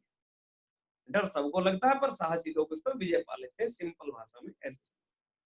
आप जिस चीज से डरते हैं, देखो दूसरी चीज बताता हूँ, डर से विजय पाने की बात कर रहे हैं हम लोग। आप जिस चीज से डरते हैं अगर आप उसे न करें तो वह डर आपके जीवन पर नियंत्रण कर लेता है। जिससे डरते हो ना और उसे करो नहीं तो फिर वो डर परमानेंट आपके जिंदगी पर नियंत्रण कर लेगा। लेकिन जिससे डर लगता है उसे करते चले जाओ, वो डर भाग जाएगा। तो अगर आपको प्लान दिखाने से, फॉलोअप करने से किसी चीज से डर लगता है, ज्यादा ज्यादा करो। परिचित के अपरिचित के घर में बेटा बेटी पति पत्नी एक दूसरे का प्लान करो, घुमाओ पूरा, निकालो उस डर को। लोगों से डर लगता है तो फेस करो लोगों को, ज्यादा ज्यादा ज्यादा ज्यादा। मंच से डर लगता है तो ज्यादा ज्यादा जाओ मंच पे, कोशिश करो, जाऊंगा हर हाल में जाऊंगा, देखो मुझे कौन रोकता है, और करो इस चीज को। इस एक्सरसाइज को करके देखना, बहुत प्रभावी है ये।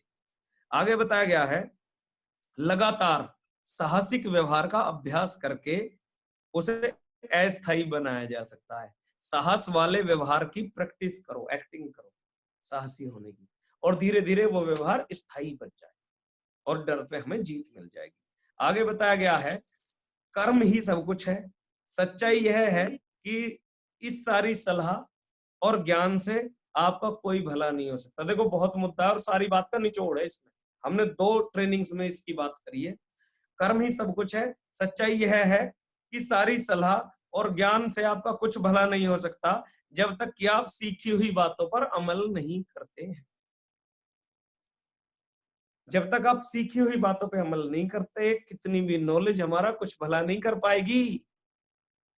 सब कुछ सीखना या जानना ही सफलता की गारंटी होता तो सबसे ज्यादा सफल तो लाइब्रेरियन होता। किताबें तो उस पर कितनी सारी रहती है और पढ़ता भी रहता ही जब वहां बैठा रहता है ना। सूचना तो ये मुद्दा ही नहीं है। मुद्दा है सुनो, समझो और करो। बुक्स के ही आधार पे बनते तो लाइब्रेरियन बन जाते सबसे सफल आदमी, लेकिन नहीं, बनेगा कौन? जो करेगा। तो आप इस बात का कंक्लूजन की तरफ बढ़ रहे हैं। अब हम पूरी इस चर्चा का आगे बताया गया है, आत्म अनुशासन ही मूल गुण है। आत्म अनुशासन का सबसे महत्वपूर्ण प्रदर्शन है मुश्किल परिस्थितियों में आपकी लगन का स्तर। आत्म अनुशासन जरूरी है सफलता के लिए। और मुश्किल परिस्थितियों में हम कितने मजबूती से खड़े रह जाते हैं, इसको बोलते हैं मतलब कितनी लगन से उस काम को करते रहते हैं, तब पता लगता है कि हम में कितना आत्म अनुशासन। सामान्य परिस्थितियों में सब करते रहते हैं, सब करेंगे, चेक अच्छे आ रहे हैं, बढ़िया हो रहा है, बढ़िया हो रहा है, बढ़िया हो रहा है, सब लाओ लाओ, मैं सबसे बड़ा लीडर हूँ गुरुजी, मैं ही तुम्हारा दिलेर हूँ, मैं ही तुम्हारा बब्बर शेर हूँ, अच्छी अच्छी परिस्थितियों में। लेकिन जब थोड़ा सा दबाव पड़ा, बब्बर शेर को आ रहे हैं झाग मुंह पे, तो वहां पता लगता है। लेकिन एक ऐसे दिले है ना गुरुजी, कुछ भी हो जाए हम आपके साथ। और ये चीज हमने सीख ली, हमारे अंदर थी नहीं, डर हम भी जाते थे, लेकिन फिर हमने सीख ली। और आज मेरी सारी टीम ने सीख ली। हमारी सारी टीम में एक से एक दिलेर है, उतार चढ़ाव कुछ भी आए वो अडिग है तो अडिग है। आगे बताया गया है, आप अपने चरित्र और व्यक्तित्व में गर्व शक्ति और आत्मसम्मान विकसित कर सकते हैं। इसे आप करो, जल्दी से जल्दी करो। क्या? अपने चरित्र में गर्व शक्ति और आत्मसम्मान विकसित कर लेते हैं। आप ज्यादा सशक्त और संकल्पवान बन जाते हैं। आप आत्म अनुशासन और व्यक्तिगत शक्ति के स्तर को गहरा कर लेते हैं। आप सफलता का लौह गुण विकसित कर लेते हैं इतने सारे कामों को करने से, जो आपको आगे बढ़ाएगा, आपको हर उस विपत्ति से पार ले जाएगा जो जीवन आपकी राह में फेंक सकता है। विपत्ति, परेशानियां, ये जिंदगी हमारी राह में कभी भी फेंक सकती है। तो उससे कौन जिताएगा हमें? ये आत्म अनुशासन, ये व्यक्तिगत गर्व की अनुभूति, ये लोहे जैसा इरादा, ये सारी एबिलिटी हमें उन विपत्तियों से जिताएंगे। तो इनको सारे लोग डेवलप करने का कमिटमेंट लेते हैं। जी गुरुजी। बिल्कुल, मुझे पूरा भरोसा है। सेकेंड वर्ल्ड वॉर में जॉन एफ कैनेडी ने एक बात बोली विंस्टन चर्चिल के बारे में। विंस्टन चर्चिल उस समय कुछ किसी और ही पद पे थे इंग्लैंड में, और दूसरे विश्व युद्ध में जर्मनी ने इंग्लैंड पर हमला कर दिया था, फ्रांस जीत लिया। फ्रांस पे जर्मनी का कब्जा हो चुका था, हिटलर के जमाने की बात कर रहा हूँ। और इंग्लैंड में लगातार बमबारी और सेनाओं की चढ़ाई चालू थी, और पूरी दुनिया में इंग्लैंड को कोई बचाने वाला मौजूद नहीं था। हिटलर का कोई सामना नहीं करना चाह रहा था, और इंग्लैंड से वो खास दुश्मनी रखता था कि इंग्लैंड उस समय की महाशक्ति था, तो उसने इंग्लैंड की ज्यादा मतलब दुर्गति करनी चाहिए थी और कब्जा करने का पूरा। और सबको लग रहा था कि हार होकर रहेगी, इंग्लैंड हारेगा इस युद्ध में। तो विंस्टन चर्चिल ने उस समय एक इच्छा शक्ति का परिचय दिया था, उसके लिए उनको इतिहास में जाना जाता है। प्रधानमंत्री ने हाथ खड़े कर दिए थे, बोले मेरे बस का बात नहीं, किसी को बना दो। तो उसने किसी का नाम दिया, तो बाकायदा फिर संसद ने निर्णय लिया, नहीं इसको नहीं बनाते, विंस्टन चर्चिल को बनाते हैं फिर। और चर्चिल को वो पद दे दिया था जो प्रधानमंत्री को होता। और विंस्टन चर्चिल ने इतने तगड़े तगड़े भाषण, इतना तगड़ा तगड़ा इरादा, उन्होंने एक बात बोली थी, हम हर जगह लड़ेंगे, हर जगह जीतेंगे, हम पानी में लड़ेंगे, आखिरी दम तक लड़ेंगे, आखिरी आखिरी व्यक्ति तक लड़ेगा, हमारा बच्चा बच्चा लड़ेगा, हम जीतेंगे, हम जीतेंगे। और इतिहास गवाह है, जर्मनी जीत नहीं पाया था इंग्लैंड को। तो एक लाइन में उसका सार आप समझो, जॉन कैनेडी ने बोला है, चर्चिल ने अंग्रेजी भाषा की सेना बनाकर उसे युद्ध में भेज दिया था। चर्चिल ने अंग्रेजी भाषा की, शब्दों की सेना बनाकर उसे युद्ध में भेज दिया। मतलब अपने शब्दों से अपनी सेना का मनोबल, अपनी जनता का मनोबल इतना बढ़ा दिया। अवचेतन मन ने सबने, ये अभी जो बोल रहे हैं ना तमाम लोग, बोले कोरोना के खिलाफ ताली बजा रहे हैं या बत्ती जला रहे हैं, सर इस लेवल की नॉलेज है ही नहीं लोगों को। लोग इसे राजनीतिक स्टंट समझ रहे हैं, और मैं जानता हूं कि ये बहुत बड़ी चीज है। इतने अच्छे ढंग से आप इस चीज को समझो, अगर हमारे अवचेतन मन में जो शक्तियां हैं उनसे हम बहुत बड़ा काम कर सकते हैं। और ये मैसेज, पॉजिटिविटी रहना, एकजुट रहना, ये बहुत बड़ा साइंटिफिक रीजन है इस चीज का। तो ये चीज साबित है, द्वितीय वर्ल्ड विश्व युद्ध में ये हुआ था। स्वेट मार्टिन ने अपनी बुक में लिखा है सफलता की 2 अनिवार्य आवश्यकताओं के बारे में। इस समय इसमें बोला है 2 चीजें हैं उसकी आवश्यकताएं। इस तक पहुंचने का संकल्प पहली बात, और इससे चिपके रहने की आदत दूसरी बात। 2 चीजें, इस तक पहुंचने का संकल्प और इससे चिपके रहने की आदत। तो आपने संकल्प ले लिया है, सबने ले लिया। जिस दिन हमने बिजनेस को ज्वाइन किया उस दिन हम सब ने इस संकल्प को लिया, लेकिन इससे चिपके कितने लोग रह पाते हैं आप बताओ? जो रह पाते हैं वो सारे लोग डायमंड बनते हैं। और आप लोग सौभाग्यशाली हो, मैं सौभाग्यशाली हूँ कि हम सारे लोग तो चिपके हुए और चिपके रहेंगे इस सफलता से।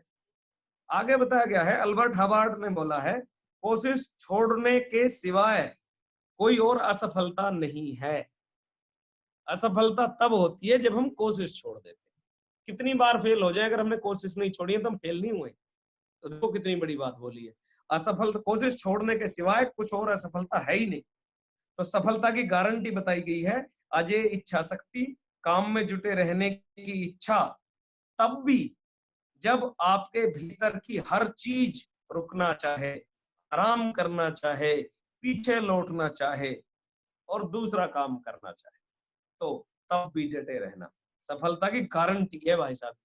अगर ये इच्छा शक्ति आपके अंदर है, जब सारा आपका रोम रोम भी बोले बोले नहीं हो रहा, तब भी आप बोलो कि होकर रहेगा, ये है सफलता की गारंटी। और मुझे बड़ी खुशी है, हमारी टीम का पूरा कोर क्लब, ज्यादा से ज्यादा लीडर इसी गुण के से बिल्कुल लैस है। सबने बिल्कुल जीने मरने की कसम खा रखी है, और इस डायमंडशिप की, इस अचीवमेंट्स की हम पूंछ उखाड़ के रखेंगे, इस बेस्ट परफॉर्मेंस की हम पूंछ उखाड़ के रखेंगे, ये बात बिल्कुल तय है। आगे बताया गया है, लगन आपकी सबसे बड़ी संपत्ति है, लगन के साथ काम करना है। इतिहास ने साबित कर दिया है कि सबसे उल्लेखनीय विजेताओं को आमतौर पर जीत से पहले दिल तोड़ने वाली बाधाओं का सामना करना पड़ा है। दोबारा पढ़ रहा हूं, बहुत सिंपल बात है पर गहरी बात है। इतिहास ने साबित कर दिया है कि सबसे उल्लेखनीय विजेताओं को आमतौर पर जीत से पहले दिल तोड़ने वाली बाधाओं का सामना करना पड़ा है। वे इसलिए जीते क्योंकि उन्होंने अपनी पराजय पर हताश होने से इनकार कर दिया था।